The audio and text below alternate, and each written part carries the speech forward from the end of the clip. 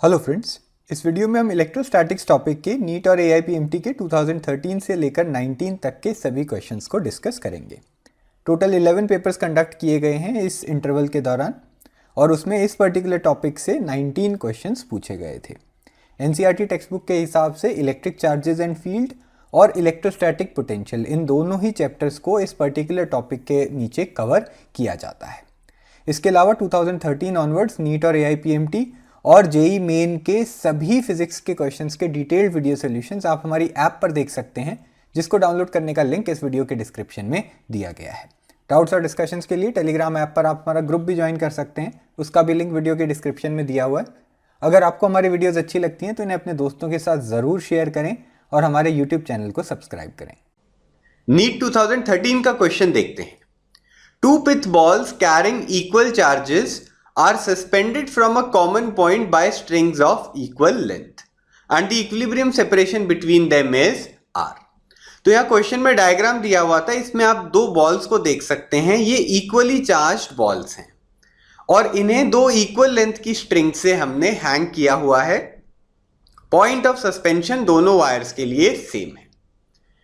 तो ये जो दोनों इक्वली चार्ज बॉल्स हैं ये एक दूसरे को रिपेल करेंगे और ये जो पर्टिकुलर डायग्राम दिया हुआ है इस पोजीशन में these balls are in equilibrium. ठीक, तो इक्विलिब्रियम पोजीशन है, यानी कि नेट फोर्स जो है बॉल्स के ऊपर जीरो है। उस मोमेंट पर बॉल्स की हाइट जो है वो पॉइंट ऑफ सस्पेंशन से है y और दोनों बॉल्स के बीच का डिस्टेंस है r। तो ये जो डिस्कशन है इसको मैंने एक्सपेरिमेंट 1 नाम दे दिया है। आगे देखते हैं। Now the strings are rigidly clamped at half the height. The equilibrium separation between the balls now become। तो अब क्या किया गया है, ये जो पॉइंट ऑफ सस्पेंशन था इसको हम नीचे ले आए। पहले पॉइंट ऑफ सस्पेंशन से बॉल्स की जो नीचे हाइट थी दैट वाज y, अब वो हो गई है y/2। तो उसकी वजह से आप देखेंगे कि दोनों बॉल्स जो हैं उनके बीच का सेपरेशन भी चेंज हो जाएगा इक्विलिब्रियम पोजीशन के केस में। एक नया इक्विलिब्रियम एस्टैब्लिश होगा जिसमें ये अरेंजमेंट जो है बॉल्स का डिफरेंट हो जाएगा। तो फाइनल केस में दोनों बॉल्स के बीच का जो डिस्टेंस है वो हमें निकालना है और दूसरे केस को मैंने नाम दे दिया है एक्सपेरिमेंट 2। तो यहां पर चूंकि हमें इक्विलिब्रियम का एनालिसिस करना है तो हम लोग फ्री बॉडी डायग्राम बनाएंगे। बहुत स्टैंडर्ड प्रॉब्लम है, ये काफी कॉमनली डिस्कस किया जाता है। तो सबसे पहले वर्टिकल के साथ स्ट्रिंग का एंगल ले लेते हैं थीटा और ये हो गया हमारा एक्सपेरिमेंट 1 का एनालिसिस। तो सबसे पहले इन दोनों में से किसी भी एक बॉल को मैं ले लूंगा। मैंने लेफ्ट वाली बॉल चूज की है, आप राइट वाली बॉल से भी एनालिसिस कर सकते हैं। इसका फ्री बॉडी डायग्राम बनाएंगे। सबसे पहले ग्रेविटी की वजह से जो फोर्स लग रही है mg उसको ड्रॉ करा है।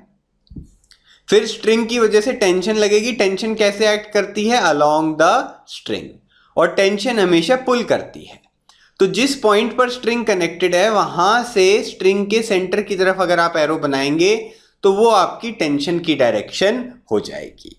तो यहां पर मैंने टेंशन को भी इस अलग से डायग्राम में शो किया है। डायरेक्शन क्या है, अलोंग द स्ट्रिंग। तो आप यहां पर देख सकते हैं टेंशन की जो फोर्स एक्ट हो रही है उसका वर्टिकल के साथ एंगल हो जाएगा थीटा। ठीक, यहां पे आपने देखा था वर्टिकल के साथ स्ट्रिंग का एंगल मैंने थीटा लिया था।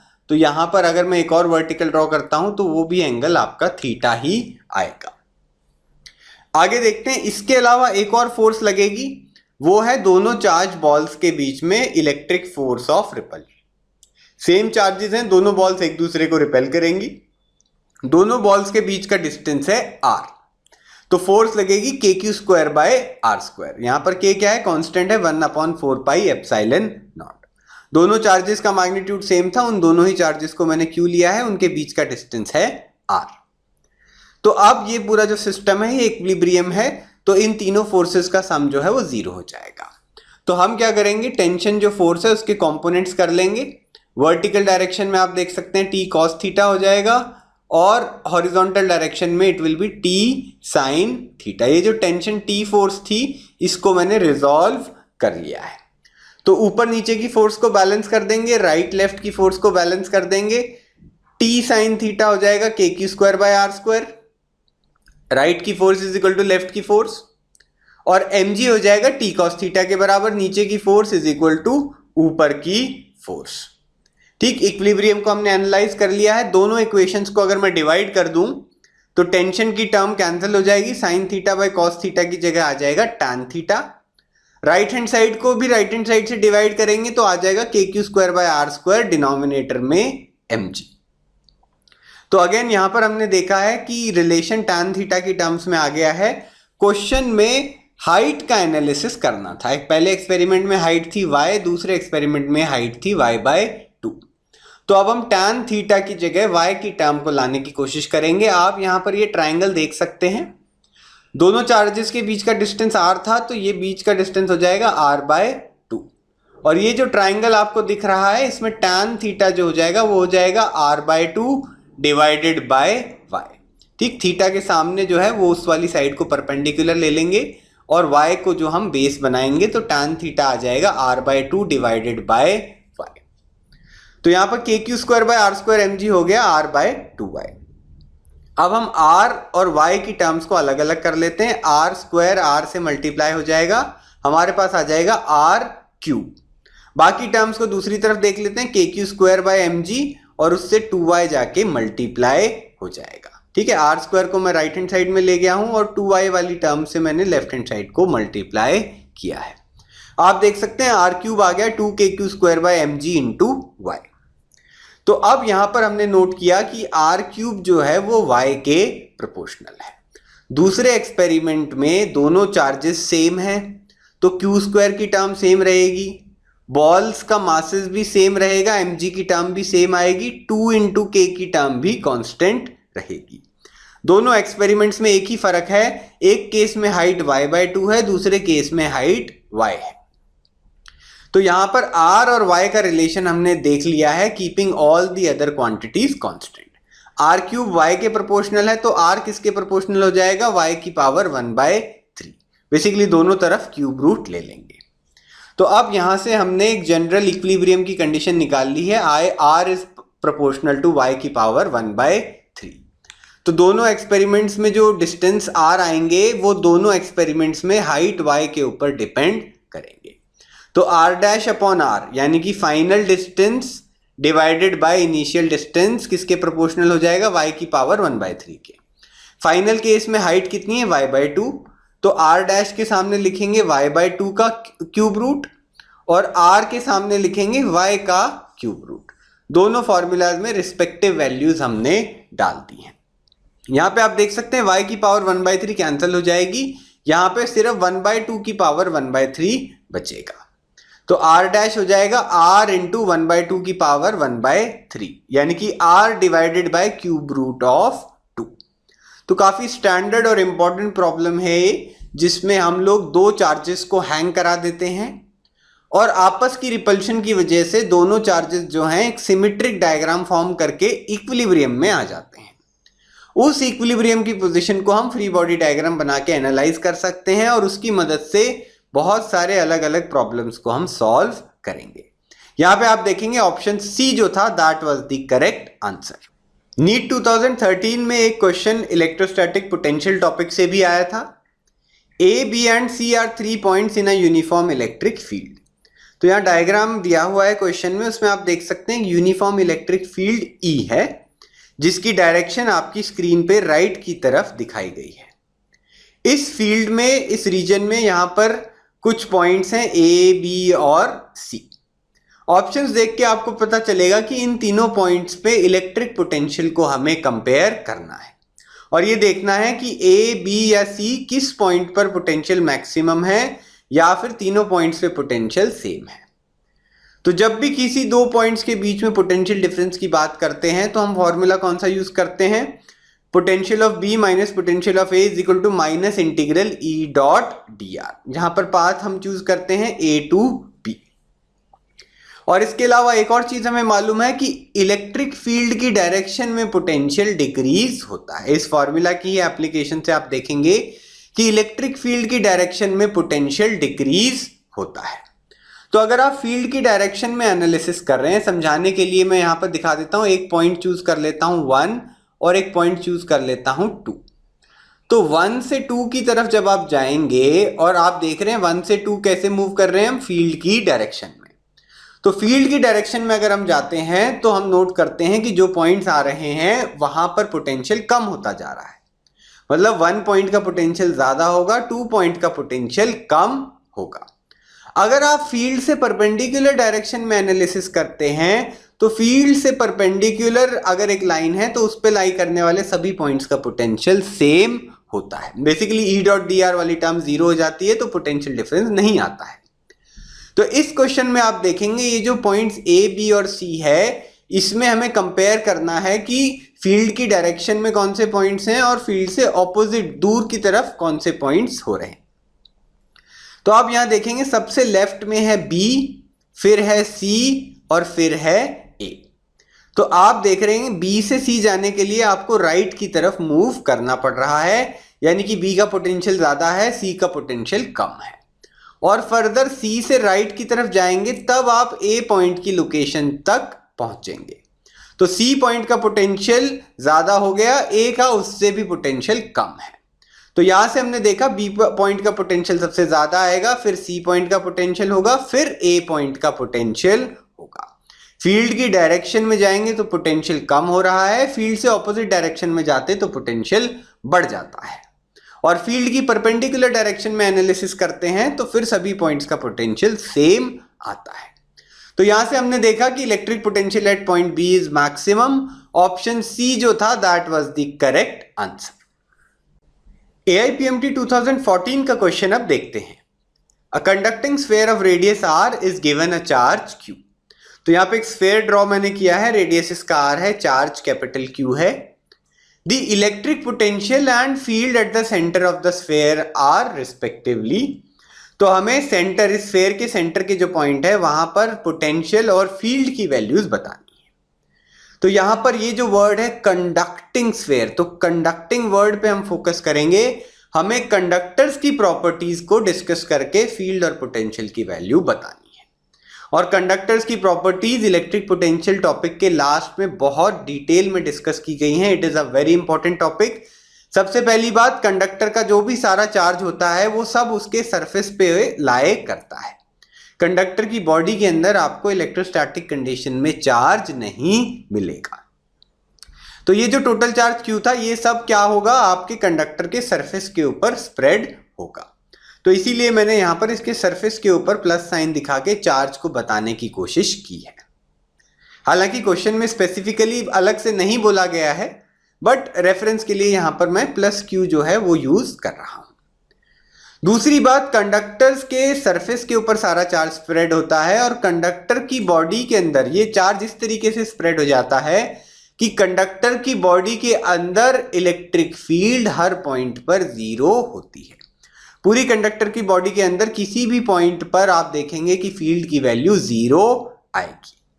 तो चूंकि स्फीयर का सेंटर भी उस स्फीयर की बॉडी के अंदर ही लाई कर रहा है तो electric field at the centre हो गई जीरो। तो एक पार्ट हमें मिल गया है, electric field at the centre is zero.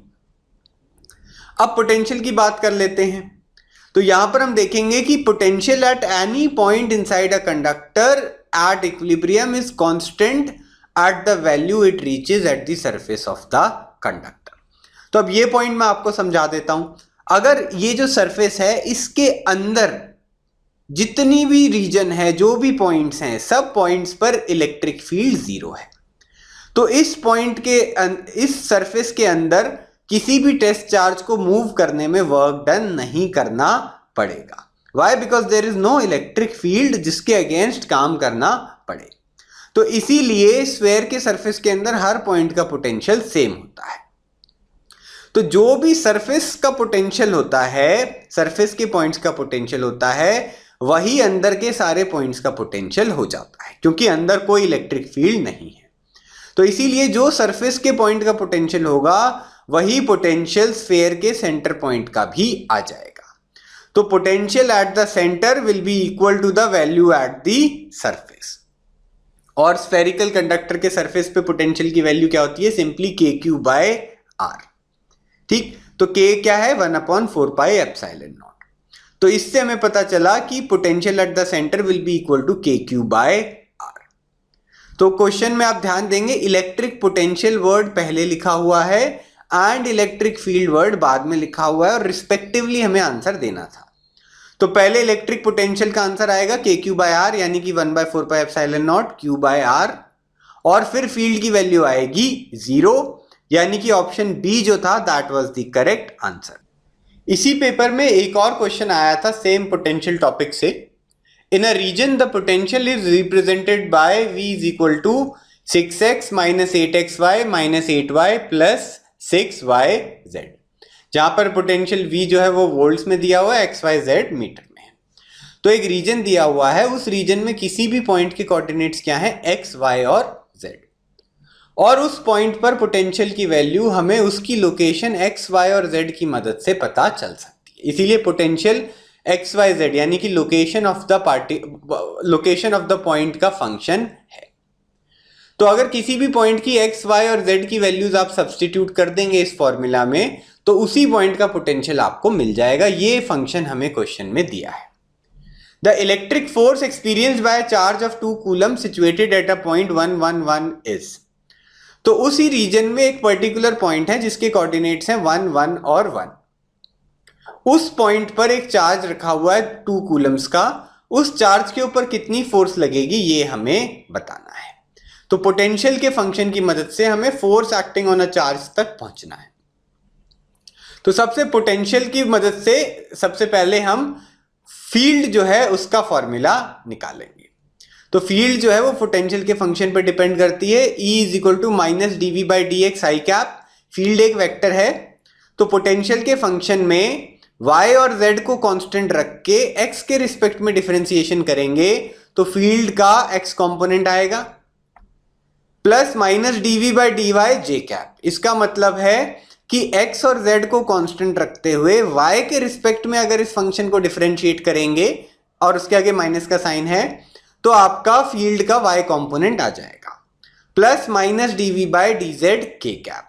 Similarly x और y को कांस्टेंट मानते हुए इस फंक्शन को z के रिस्पेक्ट में डिफरेंशिएट करेंगे dV/dz, आगे माइनस का साइन लगाएंगे तो ये हमारे पास फील्ड का z एक्सिस के अलोंग कंपोनेंट आ जाएगा। तो हम क्या करेंगे, बारी बारी इस फंक्शन को x, y और z के रिस्पेक्ट में डिफरेंशिएट करेंगे और उसकी मदद से फील्ड का फंक्शन पहले बनाएंगे। तो यहाँ पे x कंपोनेंट देखते हैं फील्ड का माइनस dV/dx, यानी कि माइनस d/dx फंक्शन की जगह मैंने ये पुट किया है 6x minus 8xy minus 8y plus 6yz। बहुत स्टैंडर्ड क्वेश्चंस होते हैं ये। बेसिक डिफरेंशिएशन अगर आपको आती है तो इस टाइप के क्वेश्चंस को आप बहुत आराम से सॉल्व कर सकते हैं। तो यहाँ पर x वाली टर्म्स जो है माइनस का साइन बाहर रहेगा, 6x को डिफरेंशिएट करेंगे 6 आएगा, माइनस 8xy को डिफरेंशिएट करेंगे। ध्यान रखेंगे जब x के रिस्पेक्ट में डिफरेंशिएशन कर रहे हैं तो y और z को हम कांस्टेंट मानेंगे। तो माइनस 8xy को डिफरेंशिएट करेंगे तो माइनस 8y आपके पास बचेगा, x डिफरेंशिएट होके 1 हो जाएगा। 8y को डिफरेंशिएट करेंगे, चूंकि x के रिस्पेक्ट में डिफरेंशिएट कर रहे हैं, y और z को कांस्टेंट मानना है तो ये वाली टर्म कांस्टेंट है, इसका डेरिवेटिव 0 आ जाएगा। उसकी अगली टर्म भी कांस्टेंट मानेंगे तो उसका डेरिवेटिव भी 0 आ जाएगा। अब फील्ड का y कंपोनेंट देखेंगे, x कंपोनेंट कितना आ गया, -6 प्लस 8y, दोनों माइनस के साइन मिल जाएंगे तो फील्ड का x कंपोनेंट आ जाएगा 8y माइनस 6। सिमिलरली फील्ड का y कंपोनेंट कैसे आएगा, x और z को कांस्टेंट मानते हुए y के रिस्पेक्ट में फंक्शन को डिफरेंशिएट करेंगे। तो सेम पोटेंशियल का जो फंक्शन है उसको मैं यूज करने वाला हूं। सबसे पहली टर्म है 6x, क्योंकि x को कांस्टेंट मानना है इस बार तो उसका डेरिवेटिव 0 हो जाएगा। माइनस 8xy वाली टर्म जो है उसका डेरिवेटिव बचेगा माइनस 8x, y को डिफरेंशिएट करेंगे 1 आ जाएगा। सिमिलरली माइनस 8y को डिफरेंशिएट करेंगे माइनस 8 बचेगा और 6yz को डिफरेंशिएट करेंगे तो 6z आपके पास आ जाएगा। तो यहां से हमने देखा फील्ड का y एक्सिस के लॉन्ग कंपोनेंट हो गया, ये माइनस का साइन भी अगर ब्रैकेट के अंदर ले जाएंगे तो 8x minus 6z plus 8। Similarly z component निकालना था, बार बार रिपीट करने की जरूरत नहीं है। ये जो पूरा फंक्शन है माइनस d/dz ऑपरेट करेंगे इसको, तो 6x वाली टर्म का डेरिवेटिव 0 हो जाएगा, 8xy वाली टर्म का भी डेरिवेटिव 0 हो जाएगा, क्योंकि जब z के रिस्पेक्ट में डिफरेंशिएट कर रहे हैं तो x और y को हमें कांस्टेंट मानना है। ये पार्शियल डेरिवेटिव्स का कॉन्सेप्ट है।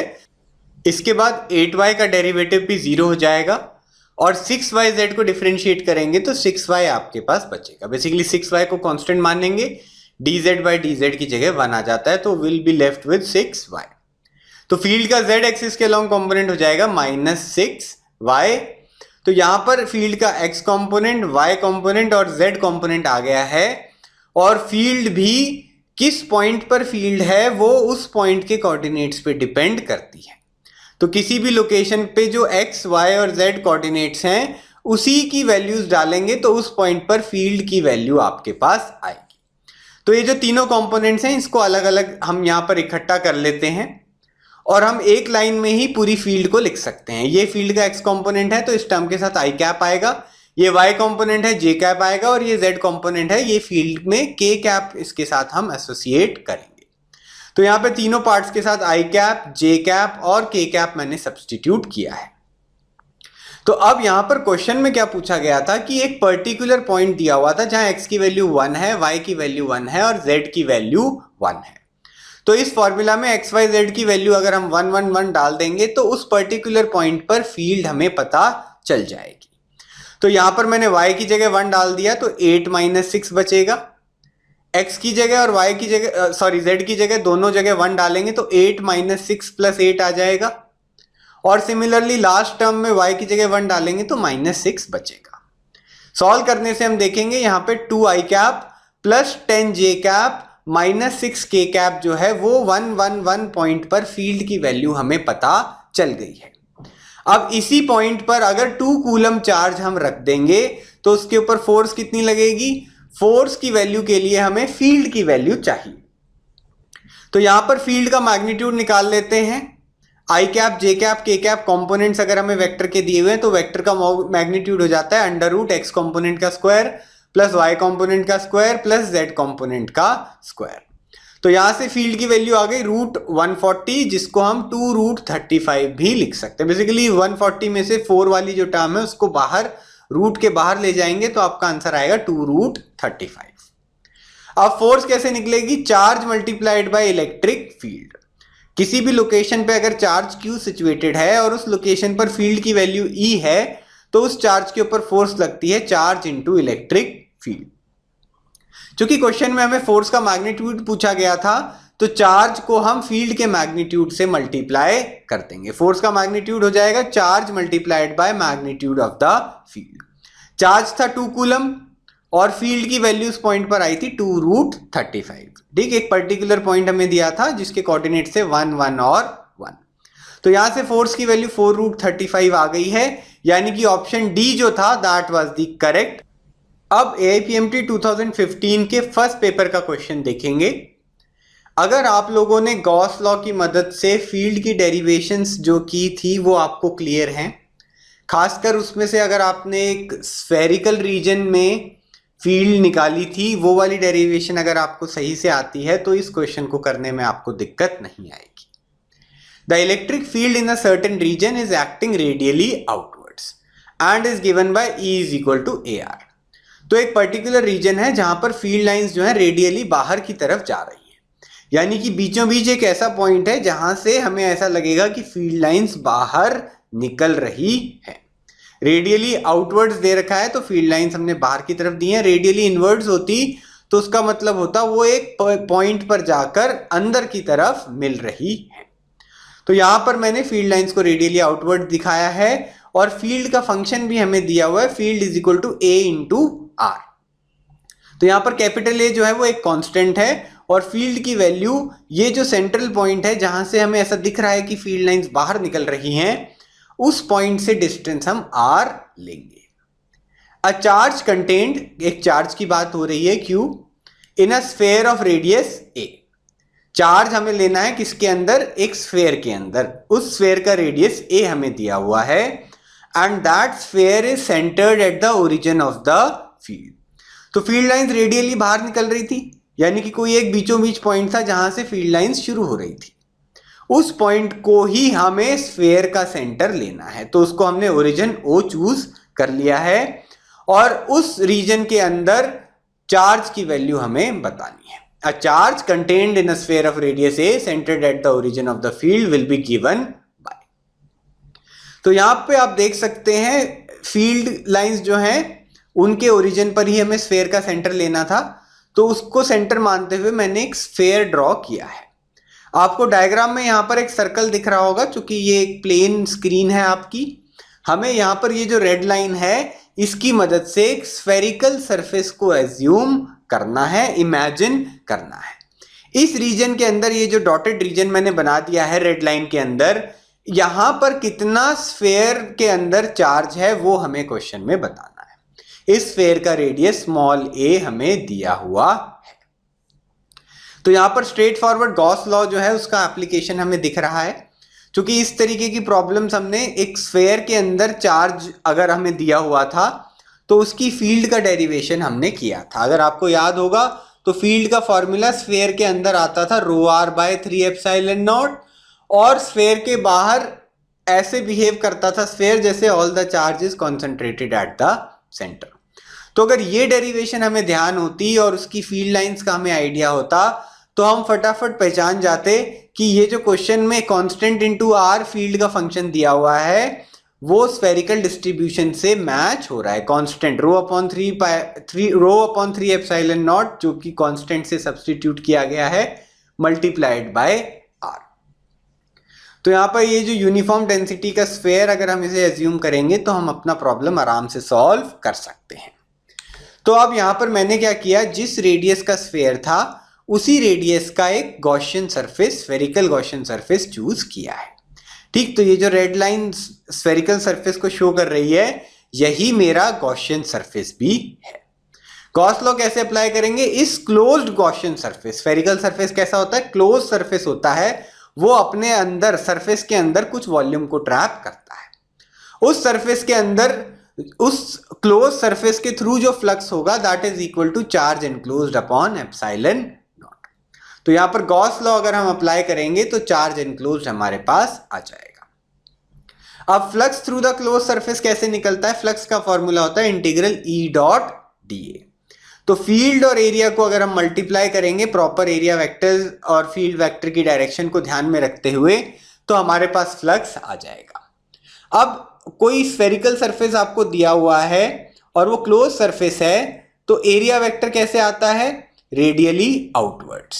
तो किसी भी पॉइंट पर डीए जो छोटा सा एरिया है उस लोकेशन का, उसका एरिया वेक्टर आएगा बाहर की तरफ। फील्ड लाइंस भी बाहर की तरफ हैं, तो ई डॉट डी ए वाली जो टर्म है वो सिंपली ई डी ए हो जाएगी और उसको हमें इंटीग्रेट करना है। ठीक, एक और चीज आप नोट करेंगे, फील्ड आर के ऊपर डिपेंड करती है। अब गॉसियन सरफेस जो है उसका रेडियस ए है, तो हर पॉइंट पर ए जो है रेडियस की वैल्यू सेम आएगी। तो आर की जगह आप स्मॉल ए डाल देंगे तो हर पॉइंट पे फील्ड की वैल्यू आ जाएगी कैपिटल ए इंटू स्मॉल ए। तो ये जो गॉसियन सरफेस है इसके हर पॉइंट पर फील्ड का मैग्नीट्यूड भी सेम है और एरिया वेक्टर से फील्ड लाइंस जो हैं वो पैरेलल है। ठीक है, फील्ड लाइंस भी रेडियली आउटवर्ड है, एरिया वेक्टर भी रेडियली आउटवर्ड है। तो फील्ड की जो टर्म है वो बाहर आ जाएगी, इंटीग्रल डीए अंदर बचेगा, यानी कि हम फील्ड को सीधा एरिया से मल्टीप्लाई कर देंगे। ठीक, ये सब कॉन्सेप्ट पेपर में बहुत ज्यादा सोचने की जरूरत नहीं है क्योंकि बहुत सारी डेरिवेशंस में ऑलरेडी इस तरीके से आप एप्लीकेशन देख चुके हैं। तो पेपर में एक्सपेक्टेड होगा आपको ये सब कॉन्सेप्ट और डेरिवेशन आते हैं। तो यहां फील्ड और एरिया को मुझे सिंपली मल्टीप्लाई करना था, तो फील्ड की वैल्यू आर, अगर रेडियस का स्फेयर आपने चूज किया है तो फील्ड की वैल्यू ए इंटू आर हो जाएगी और स्फेयर का एरिया हो जाएगा 4 पाई आर स्क्वायर। क्वेश्चन में हमने रेडियस की वैल्यू ए डाली थी तो हम आर की जगह ए सब्सटीट्यूट कर देंगे, तो फील्ड हो जाएगी कैपिटल ए इंटू स्मॉल ए और एरिया हो जाएगा 4 पाई इंटू स्मॉल ए का स्क्वायर। तो इन दोनों टर्म्स को अगर आप मल्टीप्लाई कर देंगे तो आपके पास आएगा 4 पाई ए क्यूब। ठीक है, आर इंटू आर स्क्वायर की जगह आर क्यूब आ जाएगा, आर की जगह स्मॉल ए डाला है, इंटू कैपिटल ए। तो यहां पर टोटल फ्लक्स जो इस स्फेयर के थ्रू पास होगा उसकी value 4 pi a cube into capital a आ गई है and that will be equal to charge enclosed upon epsilon naught. इस स्फेरिकल रीजन के अंदर जो चार्ज एनक्लोज्ड है उसके बराबर ये होगा। This is the application of Gauss law. तो चार्ज एनक्लोज की वैल्यू कैसे आ जाएगी? एप्सिलॉन नॉट को यहां पे ले जाके मल्टीप्लाई कर देंगे, चार्ज हो जाएगा 4 pi epsilon naught a cube into capital A, यानी कि ऑप्शन ए जो था that was the correct answer. AIPMT 2015 के सेकंड पेपर का क्वेश्चन अब देखते हैं। If potential in a region is expressed as v is equal to 6xy minus y plus 2yz। तो एक रीजन है, उस रीजन में किसी भी पॉइंट की लोकेशन को हम कैसे बता सकते हैं? उस पॉइंट के x, y और z कोऑर्डिनेट्स की मदद से। तो उस पॉइंट पर जिसके कोऑर्डिनेट्स x, y और z हैं, उस पॉइंट का पोटेंशियल हमें पता है with the help of this function. तो जो भी पॉइंट है, जो भी लोकेशन है, उसके कोऑर्डिनेट्स के ऊपर ही उसका पोटेंशियल डिपेंड करता है। The electric field at the point 1,1,0 is. तो पोटेंशियल का फंक्शन दिया हुआ है, उसकी मदद से हमें एक पर्टिकुलर पॉइंट पर इलेक्ट्रिक फील्ड की वैल्यू बतानी है। आप नोट करेंगे एआईपीएमटी 2014 में भी एकदम सिमिलर क्वेश्चन आया था, और यहां पर एक स्टैंडर्ड क्वेश्चन है जहां पर हम पोटेंशियल के फंक्शन की मदद से फील्ड का फंक्शन निकालते हैं। फॉर्मूला क्या होता है? E is equal to minus dv by d x i cap minus dv by d y j cap minus dv by d z k cap. तो हमें क्या करना है? पोटेंशियल के फंक्शन को पहले x की रिस्पेक्ट में डिफरेंशिएट करना है, keeping y and z constant. आगे माइनस का साइन लगा देंगे, तो वो टर्म जो आएगी that will be the x component of the field. Similarly उसी फंक्शन को y के रिस्पेक्ट में डिफरेंशिएट करेंगे, keeping x and z constant, और आगे माइनस का साइन लगा देंगे, उससे y कंपोनेंट आ जाएगा। और तीसरी बार वापस उसी फंक्शन को डिफरेंशिएट करेंगे z के रिस्पेक्ट में, dv बाय dz, और आगे लगा देंगे माइनस का साइन। उससे हमें फील्ड का z एक्सिस के अलोंग कंपोनेंट पता चल जाएगा। तो बारी बारी कैलकुलेशंस चालू करते हैं। x कंपोनेंट क्या आ जाएगा? Minus D by d x of the potential function. Function मैंने यहां पर सब्स्टिट्यूट कर दिया है। जब x के रिस्पेक्ट में डिफरेंशिएट करेंगे तो y और z को कांस्टेंट रखना है। तो 6xy वाली टर्म में से बचेगा सिर्फ 6y जो टर्म है उसको कांस्टेंट ले लेंगे, x को डिफरेंशिएट करेंगे तो 1 आ जाएगा। दूसरी टर्म में सिर्फ y है तो डेरिवेटिव 0 हो जाएगा, क्योंकि हमें y को कांस्टेंट की तरह इस केस में ट्रीट करना है। थर्ड टर्म में y और z दोनों को कांस्टेंट की तरह ट्रीट करेंगे तो इस टर्म का डेरिवेटिव भी 0 हो जाएगा। हमारे पास x कंपोनेंट बचेगा सिंपली माइनस 6y। अब हम फील्ड का y कंपोनेंट निकालेंगे, जिसमें हमें पूरे फंक्शन को y के रिस्पेक्ट में डिफरेंशिएट करना है। तो पहली टर्म है 6xy, इसमें y को रिस्पेक्ट में डिफरेंशिएशन करेंगे x को कांस्टेंट मानते हुए, तो 6x वाली टर्म हमारे पास बच जाएगी। दूसरी टर्म है माइनस y, उसको डिफरेंशिएट करेंगे तो माइनस 1 बचेगा। तीसरी टर्म है 2yz, उसको डिफरेंशिएट करेंगे तो 2z हमारे पास बचेगा, y का डेरिवेटिव 1 हो जाएगा। तो यहां से फील्ड का y कंपोनेंट भी आ गया है, माइनस के साइन को ब्रैकेट के अंदर ले लेंगे, 1 माइनस 6x माइनस 2z जो है that is your y component. Similarly z axis के लॉन्ग कंपोनेंट निकालते हैं। 6xy को जब डिफरेंशिएट करेंगे तो 0 आएगा, क्योंकि x और y को कांस्टेंट मानना है जब आप z के रिस्पेक्ट में डिफरेंशिएट करते हैं। फिर माइनस y को डिफरेंशिएट करेंगे, फिर 0 आएगा, और 2yz को डिफरेंशिएट करेंगे तो सिर्फ 2y कांस्टेंट की तरह बचेगा। तो अब x, y और z कंपोनेंट्स तीनों हमारे पास आ गए हैं फील्ड के। तो एक कंबाइंड फंक्शन बना लेते हैं। x कंपोनेंट है माइनस 6y, तो फील्ड हो जाएगी minus 6y i cap, 1 minus 6x minus 2z j cap minus 2y k cap. तीनों कंपोनेंट्स को इकट्ठा करके पूरे वेक्टर को हम एक साथ इस तरीके से लिख सकते हैं। तो अब ये तो आ गया जनरल फंक्शन। x, y और z की कोई भी वैल्यू आप डालेंगे तो अकॉर्डिंगली उस पर्टिकुलर लोकेशन पर फील्ड की वैल्यू पता चल जाएगी।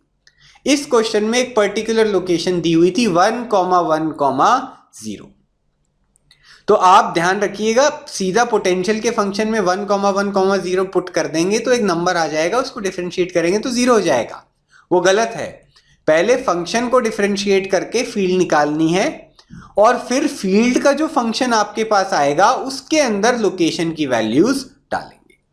तो यहां पर मैंने सब्स्टिट्यूशन किया है, y की जगह 1 डाला है, और यहां पर आ जाएगा आई कैप, फिर 1 माइनस 6x, x की जगह वापस 1 डाल दिया, और z की जगह हमें 0 डालना था, यहां पर मैंने 0 डाला है। ये आ गया जे कैप वाला कंपोनेंट। और लास्ट में है -2y k कैप। y की जगह फिर से हमें क्या डालना है, y की जगह 1 डालना है, तो -2 × 1 k कैप हमारे पास आ जाएगा। तो यहां से क्या बचा, -6 i कैप, 1 - 6 यानी कि -5 j कैप और -2 k कैप। तो ये जो गिवन पॉइंट है 1, 1, 0, यहां पर फील्ड की वैल्यू माइनस का साइन आप देखेंगे चारों ऑप्शंस में कॉमन बाहर ले रखा है। तो मैं भी वापस माइनस का साइन कॉमन बाहर ले लूंगा, 6 i cap plus 5 j cap plus 2 k cap की टर्म अंदर बचेगी।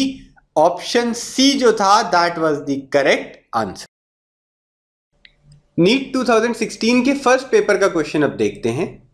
Two identical charged spheres suspended from a common point by two massless strings of length L are initially at a distance d apart because of their mutual repulsion।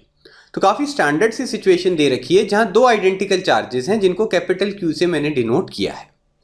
ये दोनों charges L length की string से hang हो रहे हैं और दोनों ही charges का पॉइंट ऑफ सस्पेंशन जो है वो सेम है।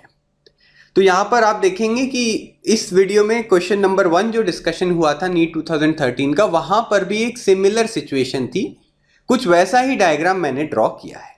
दोनों चार्जेस कैपिटल Q, उनके बीच का इनिशियल डिस्टेंस जो है वो d है, स्ट्रिंग्स की लेंथ L है और वर्टिकल के साथ किसी भी एक स्ट्रिंग का एंगल मैंने थीटा ले लिया है। ठीक, तो शुरू में ये म्यूचुअल रिपल्शन की वजह से कुछ डिस्टेंस दूर आए हुए हैं, दे आर इन इक्विलिब्रियम। इस क्वेश्चन में एक ध्यान रखने की बात है कि ये जो डिस्टेंस d है it is much smaller than L। तो ये डिस्टेंस डायग्राम बनाने के लिए मैंने काफी बड़ा दिखाया है, but actually this distance is very small. अगर ये डिस्टेंस बहुत स्मॉल होगा तो ये दोनों चार्जेस बहुत पास में हैं, यानी कि एंगल थीटा जो है that is also very small. आगे देखते हैं। The charges begin to leak from the both the spheres at a constant rate. तो अब ये जो चार्जेस हैं ये लीक होना शुरू हो जाएंगे और चार्जेस के लीक होने का रेट यानी कि dq/dt, change in charges upon change in time, dq/dt जो है वो कांस्टेंट है। As a result the spheres approach each other with a velocity v। तो अब जैसे ही ये चार्जेस का मैग्नीट्यूड कम होता जाएगा तो रिपल्शन कम होती जाएगी, जिसकी वजह से ये जो दोनों स्ट्रिंग से अटैच स्फेयर्स हैं ये यहां पर मीन सिचुएशन में जाने की कोशिश करेंगे। Basically they will approach each other. तो वेलोसिटी ऑफ अप्रोच v जो है उसकी बात की गई है। वेलोसिटी ऑफ अप्रोच को कैसे हैंडल करते हैं, दोनों बॉडीज को ज्वाइन करने वाली लाइन बनाएंगे, उसके अलॉन्ग जो वेलोसिटी होती है that is known as velocity of approach. तो आप देख सकते हैं डायग्राम में एक वेलोसिटी v से ये दोनों चार्जेस एक दूसरे को अप्रोच करेंगे। Then v varies as a function of distance x between the spheres. तो अब इनिशियल डिस्टेंस d था, कुछ टाइम के बाद दोनों चार्जेस के बीच का डिस्टेंस ले लेते हैं x। तो जैसे जैसे ये दोनों चार्जेस पास में आएंगे x की वैल्यू चेंज होगी और उसी हिसाब से वेलोसिटी की वैल्यू भी चेंज होगी और हमें velocity as a function of x दिखाना है और वेलोसिटी और x के बीच का रिलेशन बताना है एज पर दी 4 चॉइसेस, कौन सी चॉइस करेक्ट है। तो यहां पर इस टाइप की प्रॉब्लम में सबसे पहले हम एक जनरल फ्री बॉडी डायग्राम बनाएंगे। किसी भी एक चार्ज को हैंडल कर लेते हैं। मैं यहां पर लेफ्ट वाले चार्ज का फ्री बॉडी डायग्राम बनाऊंगा। बाय सिमिट्री, चूंकि लेंथ सेम है, चार्जेस सेम है, तो बाय सिमिट्री वर्टिकल के साथ दोनों ही चार्जेस का एंगल थीटा होगा, दोनों का ही एनालिसिस एकदम सेम रहेगा। तो यहां लेफ्ट वाले चार्ज को हैंडल करते हैं। सबसे पहले फोर्स बनाएंगे mg, फिर स्ट्रिंग के अलोंग एक्ट होगी टेंशन। टेंशन कैसे एक्ट होती है, जिस पॉइंट पर स्ट्रिंग बॉडी से कनेक्टेड है वहां से स्ट्रिंग के सेंटर की तरफ आप एरो बनाते हैं, तो ये आपके टेंशन जो फोर्स है उसकी डायरेक्शन आपको बताएगी। बेसिकली टेंशन जो है वो हमेशा पुल करती है। तो यहां पर अगर वर्टिकल के साथ स्ट्रिंग का एंगल थीटा था तो टेंशन जो फोर्स लग रही है उसका एंगल भी थीटा हो जाएगा। आगे हम इस टेंशन फोर्स के कंपोनेंट्स करने वाले हैं। यहां पर हॉरिजॉन्टल डायरेक्शन में हो जाएगा t साइन थीटा और वर्टिकल डायरेक्शन में टेंशन का कंपोनेंट हो जाएगा t कॉस थीटा। अब इसके अलावा किसी भी जनरल टाइम पे दोनों चार्जेस के बीच का डिस्टेंस है x और दोनों सेम चार्जेस हैं तो एक दूसरे को रिपेल करेंगे, तो वो रिपल्शन वाली इलेक्ट्रिक फोर्स जो है वो हो जाएगी kq² / x²। यहां पर k क्या है, 1/4 पाई एप्सिलॉन नॉट। तो यहां पर हमने mg टेंशन और इलेक्ट्रिक फोर्स kq²/r² तीनों को बना लिया है, और टेंशन जो फोर्स है उसके कंपोनेंट्स ले लिए हैं, उसको हटा के t sin थीटा और t cos थीटा हमने लिया है। अब इस क्वेश्चन में एक इंटरेस्टिंग डिस्कशन होने वाला है। वैसे तो आप देख रहे हैं यहां पर एक नेट फोर्स लगेगी जिसकी वजह से ये जो चार्जेस हैं, जो कि चार्ज की वैल्यू कम हो रही है तो ये चार्जेस एक दूसरे के पास आ रहे हैं, बट ये एंगल थीटा जो है और आपस का बीच का डिस्टेंस x जो है, this is very very small. तो ये जो सेंटर की तरफ फोर्स लेके जा रही है दोनों चार्जेस को, net force t sin theta जो है वेलोसिटी ऑफ अप्रोच के अलोंग जिसकी डायरेक्शन है, वहां पर sine theta will also be very small. Theta small है तो साइन थीटा भी स्मॉल होगा, तो ये जो फोर्स लग रही है इसकी वैल्यू काफी कम होगी, और चार्जेस की वैल्यू भी कम होती जा रही है, तो ये जो kq²/x² फोर्स है ये भी काफी स्मॉल फोर्स है। तो यहां से मैं ये कहने की कोशिश कर रहा हूं कि ये दोनों फोर्सेस ही बहुत स्मॉल है और इन चार्जेस की एक्सेलरेशन जो है वो नेग्लिजिबल होने वाली है। ये इस स्टेटमेंट से हमें पता चलता है d was much much less than l। तो शुरू से ही ये एंगल जो था, दोनों चार्जेस का जो वर्टिकल के साथ एंगल था, दोनों चार्जेस का जो इनिशियल सेपरेशन था वो बहुत ही स्मॉल था। तो यहां से हमने देखा कि ये जो फोर्सेस हैं बहुत स्मॉल है और इनकी एक्सेलरेशन को हम निग्लेक्ट करके इलेक्ट्रोस्टैटिक कंडीशन को एनालाइज कर सकते हैं। बेसिकली मैं अज्यूम करूंगा कि ये जो चार्ज है इट इज इन इक्विलिब्रियम। तो राइट की फोर्स को लेफ्ट की फोर्स से इक्वेट कर देंगे, नीचे की फोर्स को ऊपर की फोर्स से इक्वेट कर देंगे। तो t sin थीटा kq²/x² के बराबर हो जाएगा और mg और t cos थीटा बराबर हो जाएंगे। तो ये स्टेप काफी ध्यान रखने वाला स्टेप था। आगे कैलकुलेशंस बहुत सिंपल हैं, दोनों इक्वेशंस को हम डिवाइड कर देंगे, लेफ्ट हैंड साइड को लेफ्ट हैंड साइड से, राइट हैंड साइड को राइट हैंड साइड से। तो लेफ्ट हैंड साइड्स को जब डिवाइड करेंगे तो टेंशन की टर्म कैंसिल हो जाएगी, sine theta by cos theta हो जाएगा tan theta. Similarly right hand side पे क्या हो जाएगा, kq²/x² डिवाइडेड बाय mg। तो ये हो गया kq²/x² mg। अब आगे हमें ज्योमेट्री का यूज करना है क्योंकि हम थीटा की टर्म को हटाना चाहते हैं और उसकी जगह फिर से सेपरेशन x को हम यूज करेंगे। तो यहां पे ये आप ट्रायंगल देख सकते हैं, दोनों के बीच का सेपरेशन x था, तो यहां पर ये जो लाइन बनाई है मैंने, हाफ द डिस्टेंस ये हो जाएगा x/2। तो ये ट्रायंगल आप देख सकते हैं p, q और r। इस ट्रायंगल में एंगल थीटा है, उसके सामने की साइड है x/2। तो थीटा के सामने वाली साइड जो हो जाएगी उसको हम परपेंडिकुलर की तरह ट्रीट करेंगे और फिर बेस की लेंथ हो जाएगी √L² - x²/4। पाइथागोरस थ्योरम लगा के ये सब आप सॉल्व कर सकते हैं। आपको ये ट्रायंगल PQR देखना है, इसमें एक साइड x/2 है, हाइपोटेन्यूज की लेंथ L है, तो बची हुई साइड हो जाएगी √L² - x²/4। तो अब मैं क्या करूंगा, टैन थीटा की जगह ये साइड्स जो दी हुई हैं इनकी वैल्यूज डाल दूंगा, क्योंकि क्वेश्चन में लेंथ ऑफ द स्ट्रिंग दी गई थी जबकि एंगल थीटा की एक्सप्लिसिटली बात नहीं की गई थी। तो यहां पर टैन थीटा क्या हो जाएगा, x/2 वाली जो साइड है डिवाइडेड बाय √L² - x²/4। तो टैन थीटा की जगह मैंने लिख दिया x/2 divided by √L² - x²/4। अब एक और चीज का आप ध्यान देंगे कि length of the string L काफी बड़ी थी as compare to separation of the two charges. Initial separation d था, बाद में सेपरेशन x हो गया है जिसकी वैल्यू d से भी कम है, तो x की वैल्यू भी L के कंपैरिजन में बहुत छोटी है। तो ये जो पर्टिकुलर टर्म आपको दिख रही है L² - x²/4, इसमें x²/4 को L² के कंपैरिजन में हम निग्लेक्ट कर देंगे, ठीक। तो यहां पर √L² बचेगा जिसको सिंपली आप L लिख सकते हैं। तो आपके पास टर्म्स क्या बचेंगी, x/2 डिवाइडेड बाय L, यानी कि x/2L। तो अब हमने यहां पर देखा kq²/x² mg x/2L के बराबर है।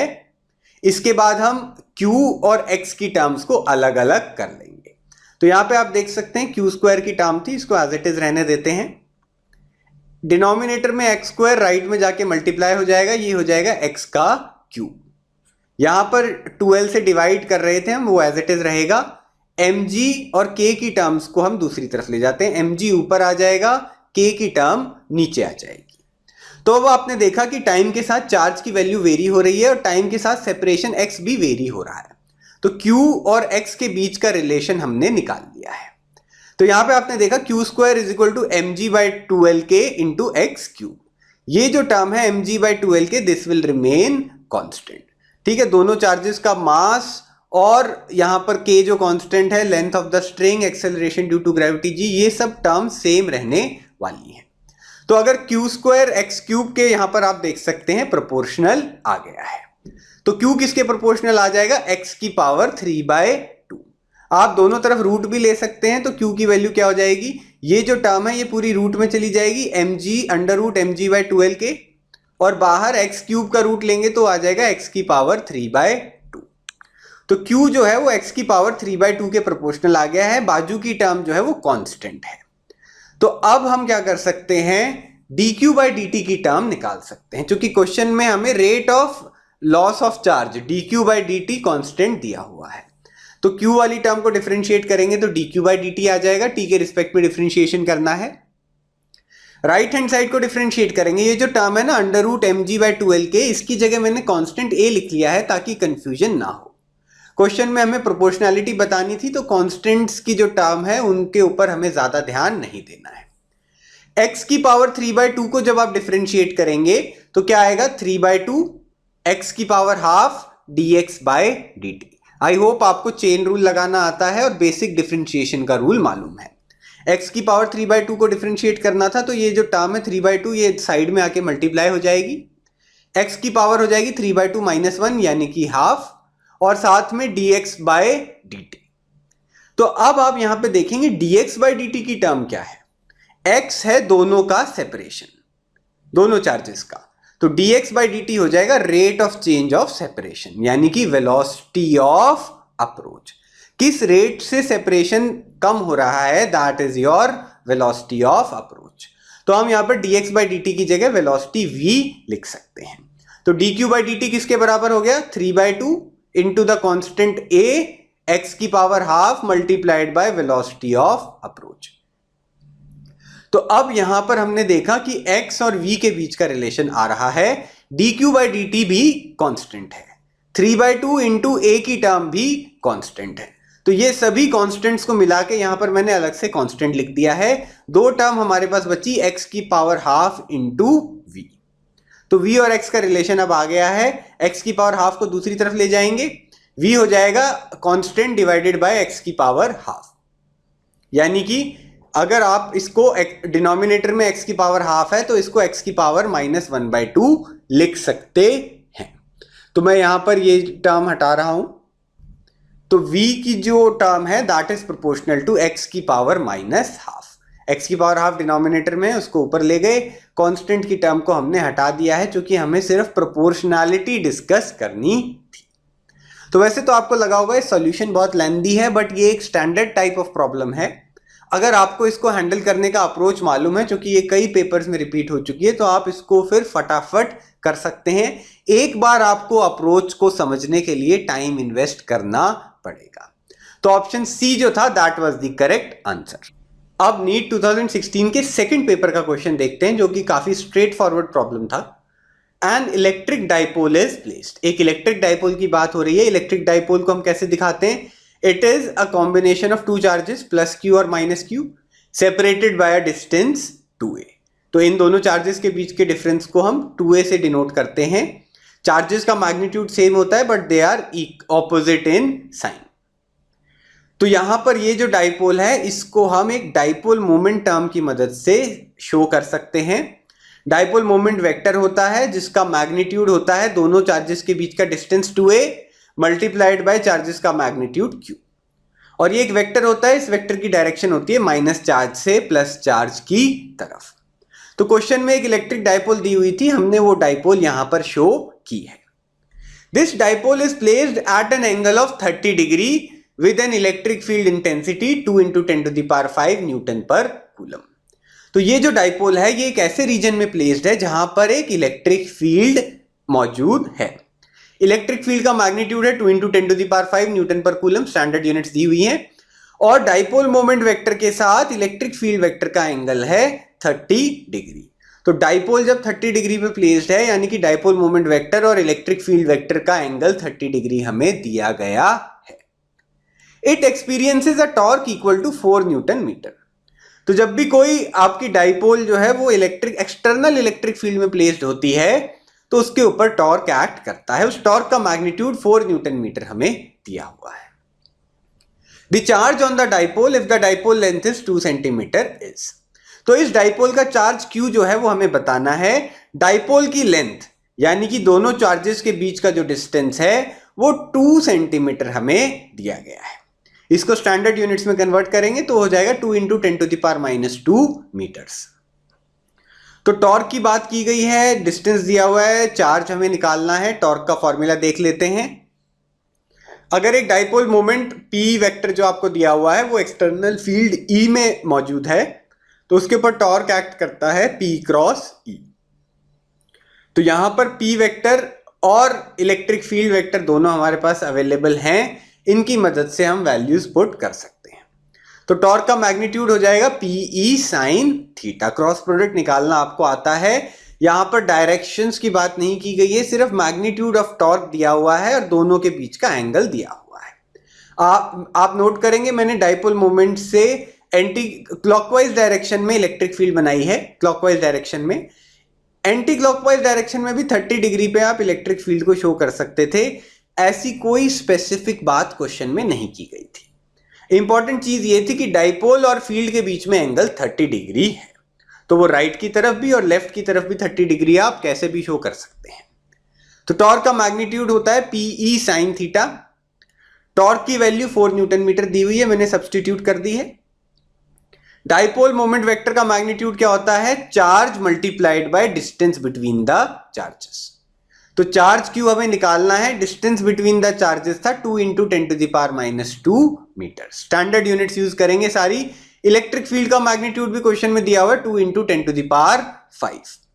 उसके बाद साइन थीटा, थीटा की वैल्यू 30 डिग्री है, साइन 30 डिग्री हमें पुट करना है। तो यहां से साइन 30 की जगह हमने हाफ डाल दिया है। कैलकुलेशंस बहुत स्ट्रेट फॉरवर्ड हैं। यहां पर एक 2 की टर्म को हम कैंसिल कर देंगे, 10 की पावर्स को इकट्ठा करेंगे। ये 10 की पावर 5 है, यहां 10 की पावर -2 है, बचेगा 10 की पावर 3। तो लेफ्ट हैंड साइड 4 है, राइट हैंड साइड कितनी बची? Q × 2 × 10 की पावर 3। तो यहां से Q की वैल्यू आ जाएगी। दोनों टर्म्स को यहां पर 2 × 10 की पावर 3 को दूसरी तरफ ले जाके डिवाइड कर देंगे। आपका आंसर आ जाएगा 2 × 10⁻³ कूलम। 10 की पावर -3 को हम मिली लिख सकते हैं, तो ये हो जाएगा 2 मिली कूलम। यानी कि ऑप्शन सी जो था that was the correct answer. NEET 2017 का क्वेश्चन अब देखते हैं। Suppose the charge of a proton and an electron differ slightly. One of them is -E and the other one is E + ΔE।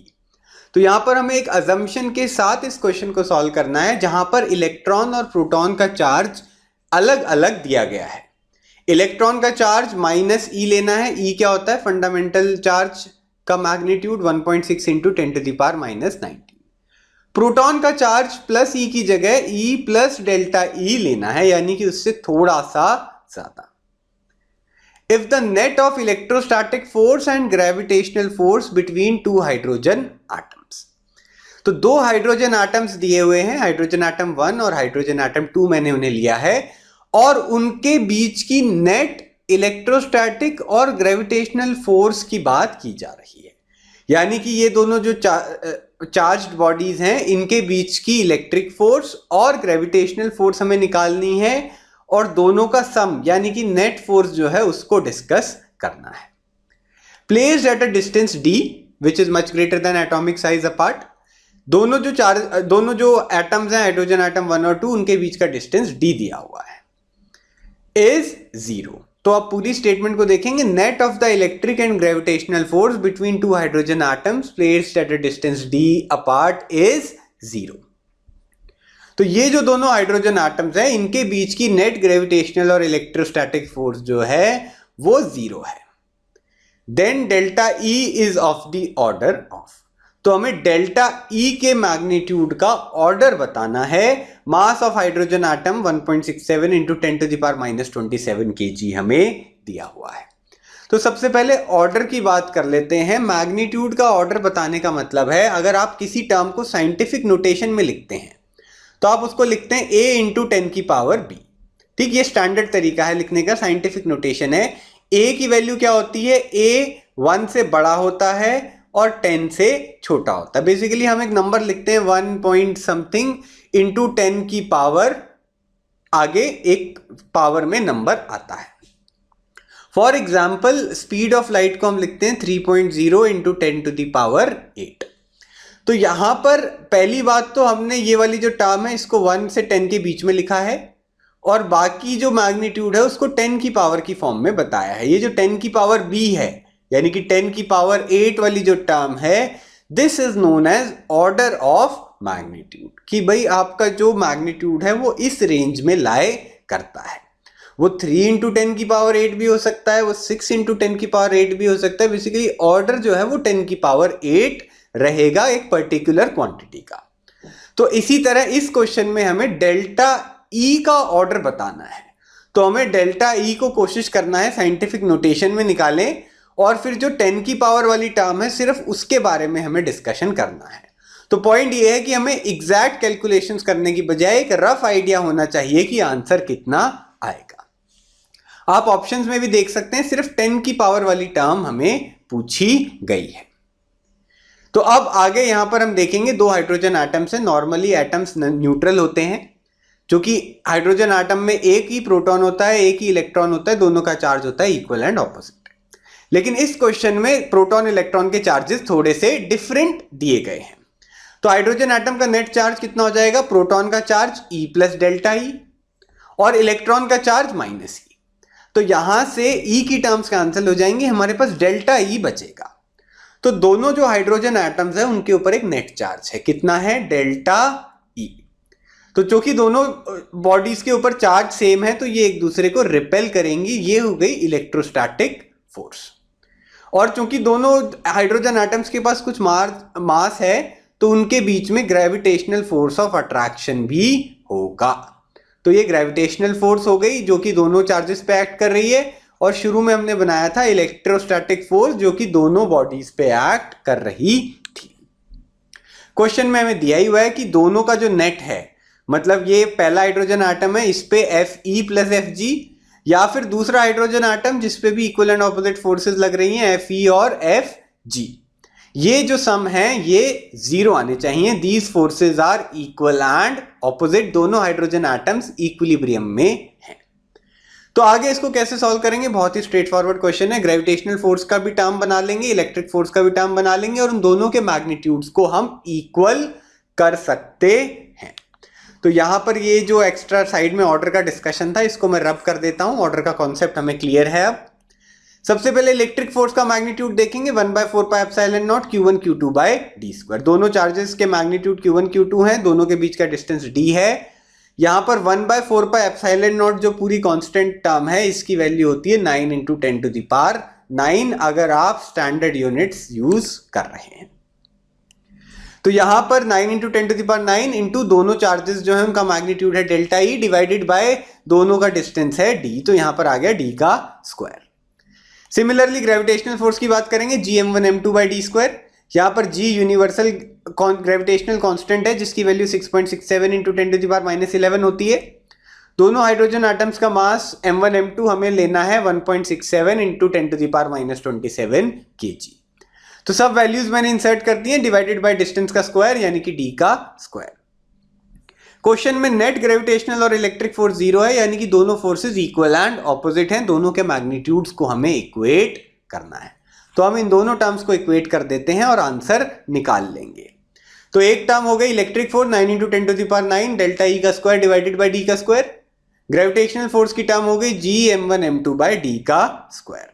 जब equate करेंगे तो ये जो d का स्क्वायर वाली टर्म है ये कैंसिल हो जाएगी, हमारे पास बचेगा 9 into 10 to the power 9 delta e square is equal to gm1 m2।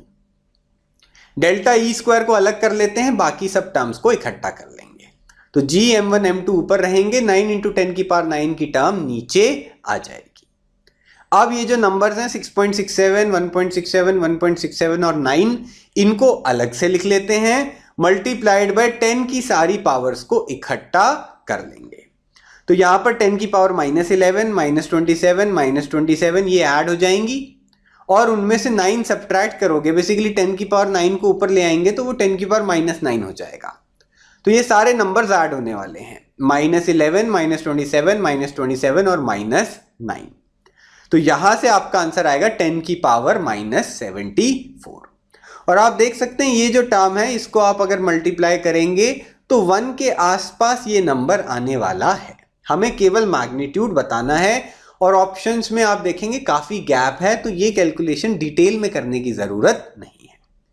तो डेल्टा ई स्क्वायर का अगर ऑर्डर 10 की पावर -74 है तो दोनों तरफ रूट ले लेंगे, डेल्टा ई का ऑर्डर आ जाएगा 10 की पावर -37।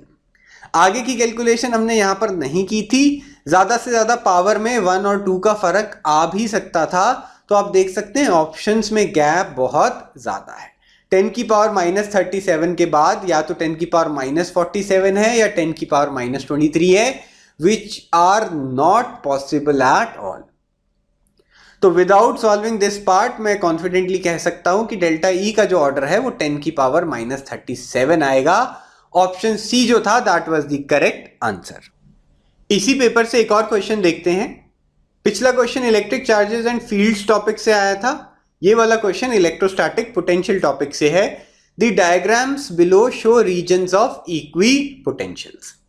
तो यहां क्वेश्चन में 4 अलग अलग डायग्राम दिए हुए थे। डायग्राम्स थोड़े क्लियर नहीं है क्योंकि मैंने ओरिजिनल पेपर को ही स्कैन करके यूज किया है। तो यहां पर आप देख सकते हैं हर ऑप्शन में 4 अलग अलग इक्विपोटेंशियल रीजन दिए गए हैं।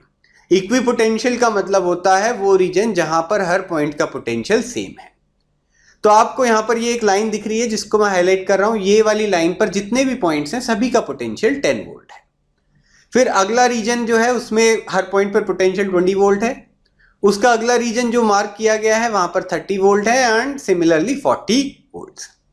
आप देखेंगे 4 अलग अलग डायग्राम्स हैं और हर डायग्राम में 4 अलग अलग इक्विपोटेंशियल रीजन है और सबकी वैल्यूज हैं 10 वोल्ट, 20 वोल्ट, 30 वोल्ट और 40 वोल्ट। थर्ड डायग्राम में भी 10, 20, 30 और 40 और फोर्थ डायग्राम में भी 10, 20, 30 और 40, 4 अलग अलग वैल्यूज ऑफ इक्विपोटेंशियल्स दी गई हैं। तो यहां पर हमें क्या करना है, क्वेश्चन में देखते हैं। Positive charge is moved from A to B in each diagram. तो हर डायग्राम में एक पॉजिटिव चार्ज है जो ए पॉइंट से बी पॉइंट पर जाएगा, ए पॉइंट से बी पॉइंट पर। आप नोट करेंगे ए पॉइंट हर डायग्राम में 10 वोल्ट वाले इक्विपोटेंशियल रीजन में लाए करता है, यानी कि ए पॉइंट का पोटेंशियल पहले डायग्राम में कितना है 10 वोल्ट। दूसरे डायग्राम में ए पॉइंट जो है अगेन 10 वोल्ट, तीसरे डायग्राम में ए अगेन 10 वोल्ट और चौथे डायग्राम में भी A is again at 10 volts. Equipotential regions की स्पेसिंग अलग दे रखी है, शेप्स अलग दे रखी हैं अलग अलग डायग्राम्स में, लेकिन values are the same. Similarly उस चार्ज को फाइनली बी पॉइंट पर लेके जाना है। पहले डायग्राम में भी बी पॉइंट का पोटेंशियल 40 है, दूसरे डायग्राम में भी बी पॉइंट का पोटेंशियल 40 है, third diagram 40 volts and fourth diagram again potential of point B is 40 volts.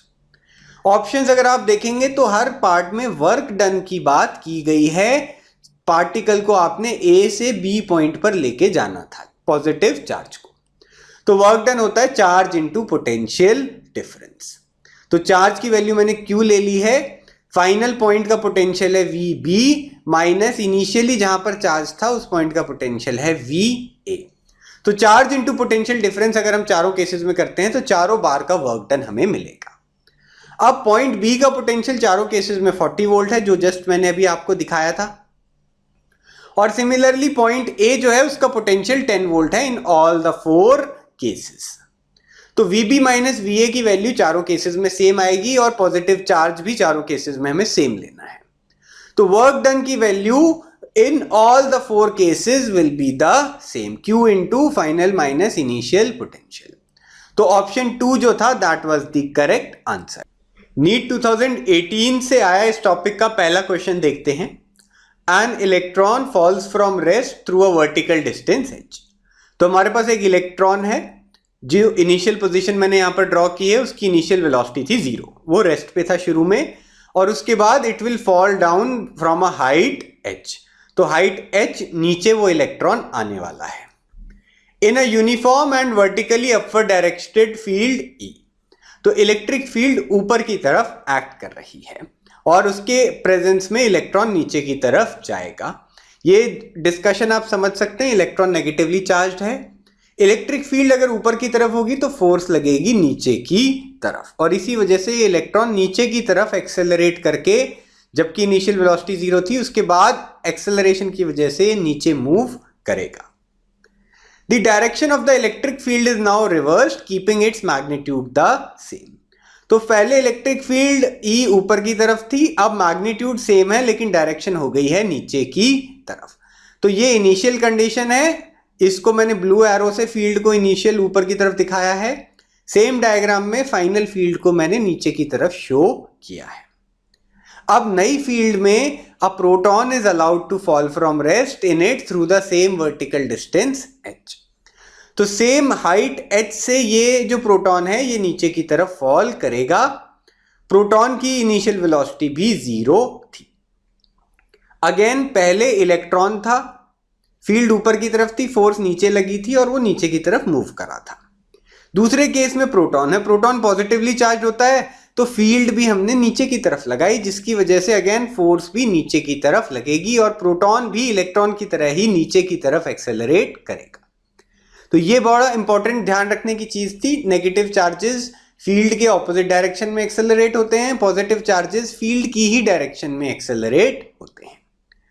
The time of fall of the electron in comparison to the time of fall of the proton is. तो ये जो height h से electron और proton fall करे हैं, दोनों cases में time हमें कंपेयर करना है।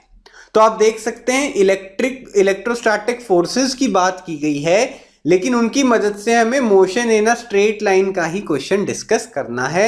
सिर्फ इस बार ग्रेविटी की जगह इलेक्ट्रोस्टैटिक फोर्स को यूज करके हम कैलकुलेशंस करेंगे। तो सबसे पहले हम देखते हैं कि इन चार्जेस पे फोर्स क्या लगेगी। फोर्स कितनी लगती है? Charge into electric field. Negative charge होगा तो फोर्स की डायरेक्शन फील्ड के ऑपोजिट हो जाएगी, पॉजिटिव चार्ज होगा तो फोर्स और फील्ड की डायरेक्शन सेम आ जाएगी। पहले केस में इलेक्ट्रॉन की बात करते हैं, फील्ड ऊपर थी, फोर्स नीचे लगेगी। फोर्स का मैग्नीट्यूड क्या हो जाएगा? E into capital E। Small e जो है वो इलेक्ट्रॉन के चार्ज का मैग्नीट्यूड होता है। सिमिलरली प्रोटॉन पर भी फोर्स लगेगी। प्रोटॉन का चार्ज पॉजिटिव था, फील्ड नीचे थी तो फोर्स भी नीचे की तरफ लगेगी। प्रोटॉन के चार्ज का मैग्नीट्यूड भी E होता है और फील्ड का मैग्नीट्यूड कैपिटल E हमें सेम लेना था। तो आपने देखा दोनों ही चार्जेस पे इक्वल फोर्स लगी है। अगर फोर्स आ गई तो एक्सेलरेशन आ जाएगी, फोर्स को मास से डिवाइड कर देंगे। तो इलेक्ट्रॉन की एक्सेलरेशन में मास ऑफ इलेक्ट्रॉन यूज किया गया है, प्रोटॉन की एक्सेलरेशन में मास ऑफ प्रोटॉन यूज करेंगे। फोर्स दोनों पे सेम थी लेकिन एक्सेलरेशन दोनों की सेम नहीं है, because their masses are different. अब इनिशियल वेलोसिटी दोनों की क्वेश्चन में 0 दी गई थी, दोनों ही रेस्ट से फॉल कर रहे थे और दोनों की डिस्प्लेसमेंट नीचे की डायरेक्शन में h हुई है। Both of them have fallen down by a height h। तो अब यहां पर चूंकि डिस्प्लेसमेंट और एक्सेलरेशन और इनिशियल वेलोसिटी तीनों की बात हो रखी है, तो we can use the formula s is equal to ut plus half at square. तो पहले s is equal to ut plus half at square electron के लिए लगाएंगे और फिर प्रोटॉन के लिए लगाएंगे। तो यहां पर अगर हम direction downward positive sign convention choose कर लेते हैं तो डिस्प्लेसमेंट भी नीचे की तरफ हुई है, यानी कि h। इनिशियल वेलोसिटी दोनों केसेस में 0 थी तो ut वाली टर्म 0 हो जाएगी। हमें यूज करना है s is equal to half at square.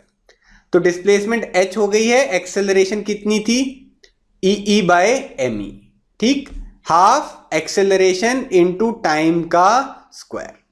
तो इलेक्ट्रॉन के लिए इक्वेशन बन गई h is equal to half E by mass of electron into time taken by electron का स्क्वायर। सेम इक्वेशन अब हम प्रोटॉन के लिए भी बना सकते हैं, उसकी भी इनिशियल वेलोसिटी 0 थी, उसका भी डिस्प्लेसमेंट नीचे की तरफ h था। तो h हो गया हाफ एक्सेलरेशन की जगह E by mass of proton into time taken bye proton का स्क्वायर। यहां से दोनों ही टाइम्स को हम अलग अलग निकाल सकते हैं।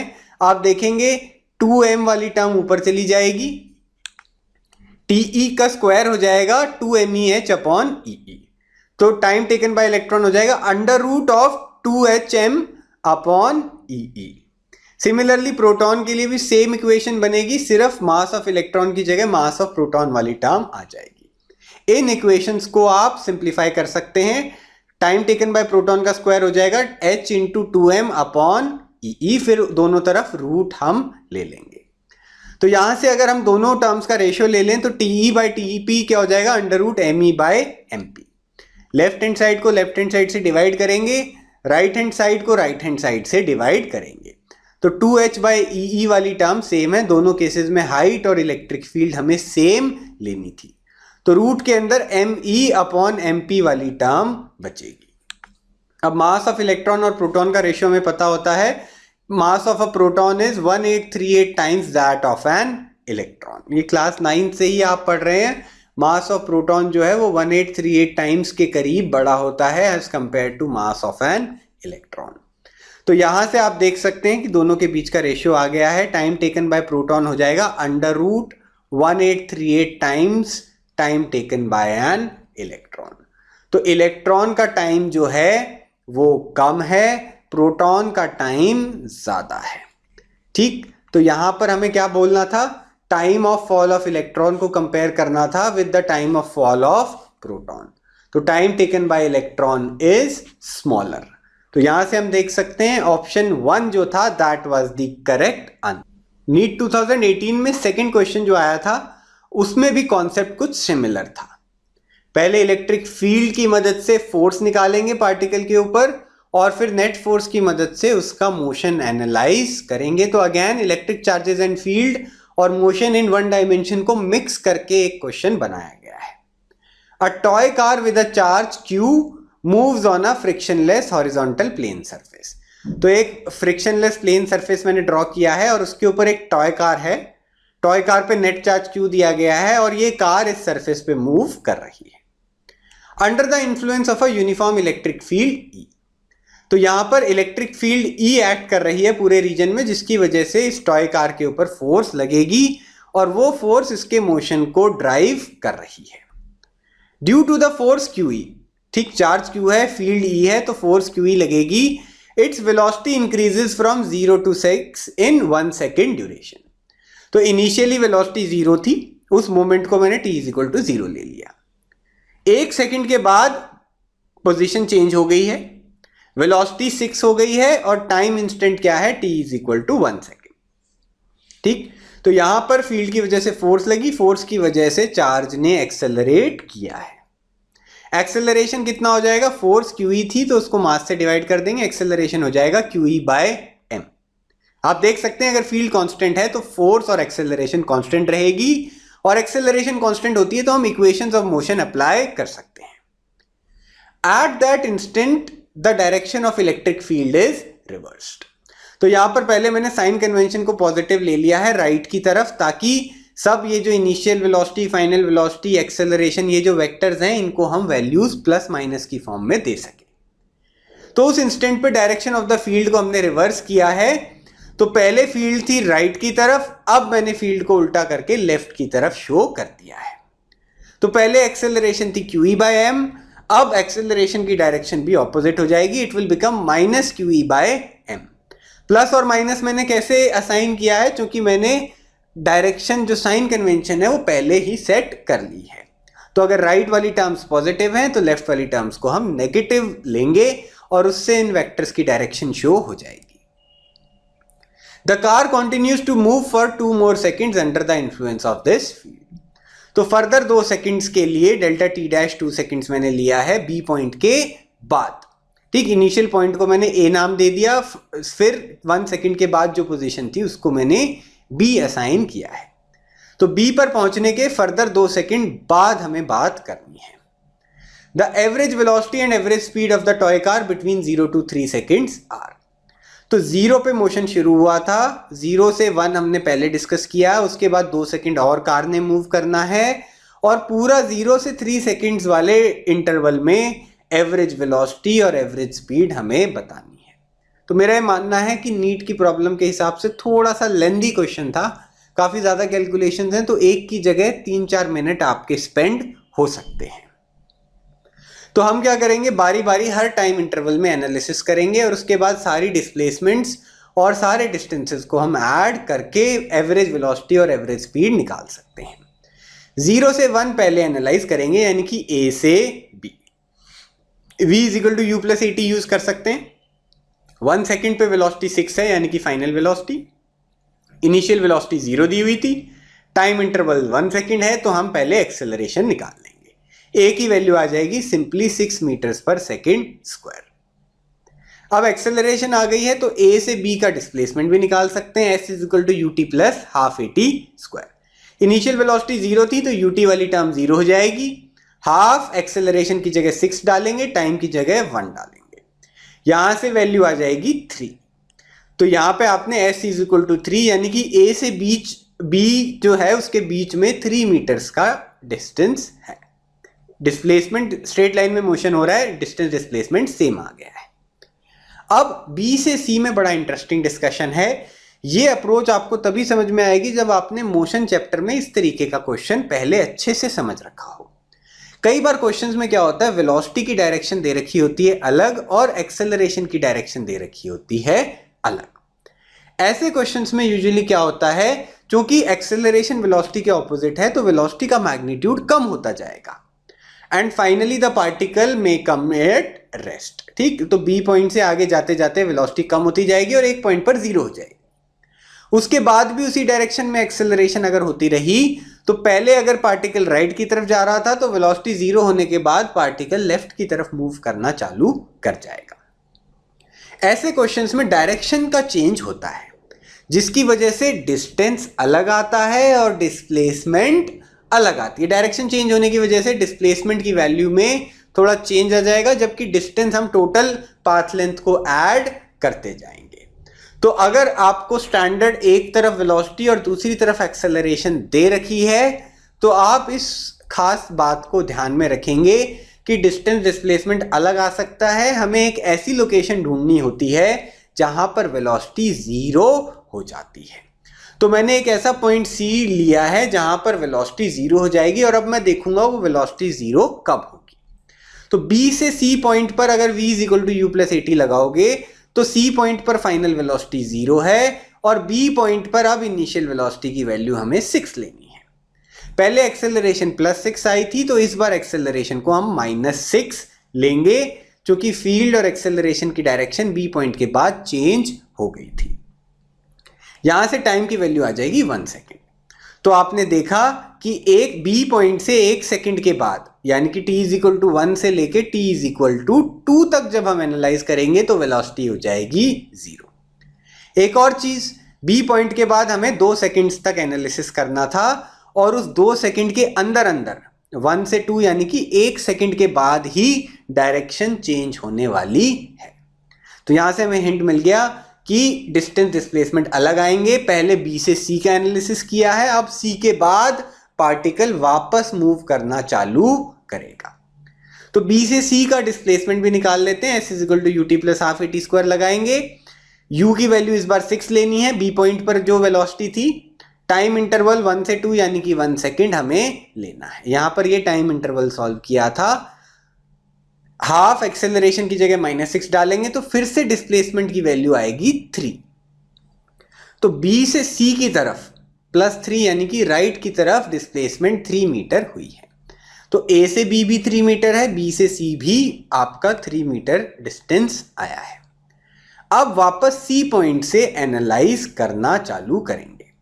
तो टोटल इंटरवल 2 सेकेंड लेना था बी के बाद, 1 सेकेंड का इंटरवल बी से सी में कर चुके हैं, बचा हुआ 1 सेकेंड यानी कि 2 से लेके 3 सेकेंड्स वाला एनालिसिस अब हमें करना है। अब फिर से s is equal to u t plus half a t square लगा देंगे। इस बार सी पॉइंट से एनालिसिस चालू है तो सी पॉइंट की वेलोसिटी, इनिशियल वेलोसिटी हमने 0 पुट करी।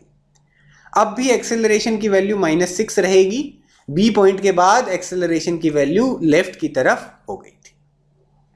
टाइम इंटरवल 2 से 3 यानी कि फिर से टाइम इंटरवल की वैल्यू 1 हमें डालनी है। तो इस बार डिस्प्लेसमेंट की वैल्यू आई -3।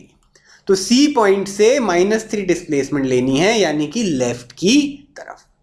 बी से सी के बीच का लेंथ 3 मीटर था, तो सी से लेफ्ट की तरफ 3 मीटर जाओगे तो वापस बी पॉइंट पर पहुंच जाएंगे। तो t इक्वल टू 1 पे भी बी पॉइंट था जहां पर टॉय कार थी, t इक्वल टू 3 पे भी टॉय कार बी पॉइंट पर आ गई है। अब हम पूरा एनालिसिस बड़े आराम से कर सकते हैं। डिस्प्लेसमेंट की बात करेंगे।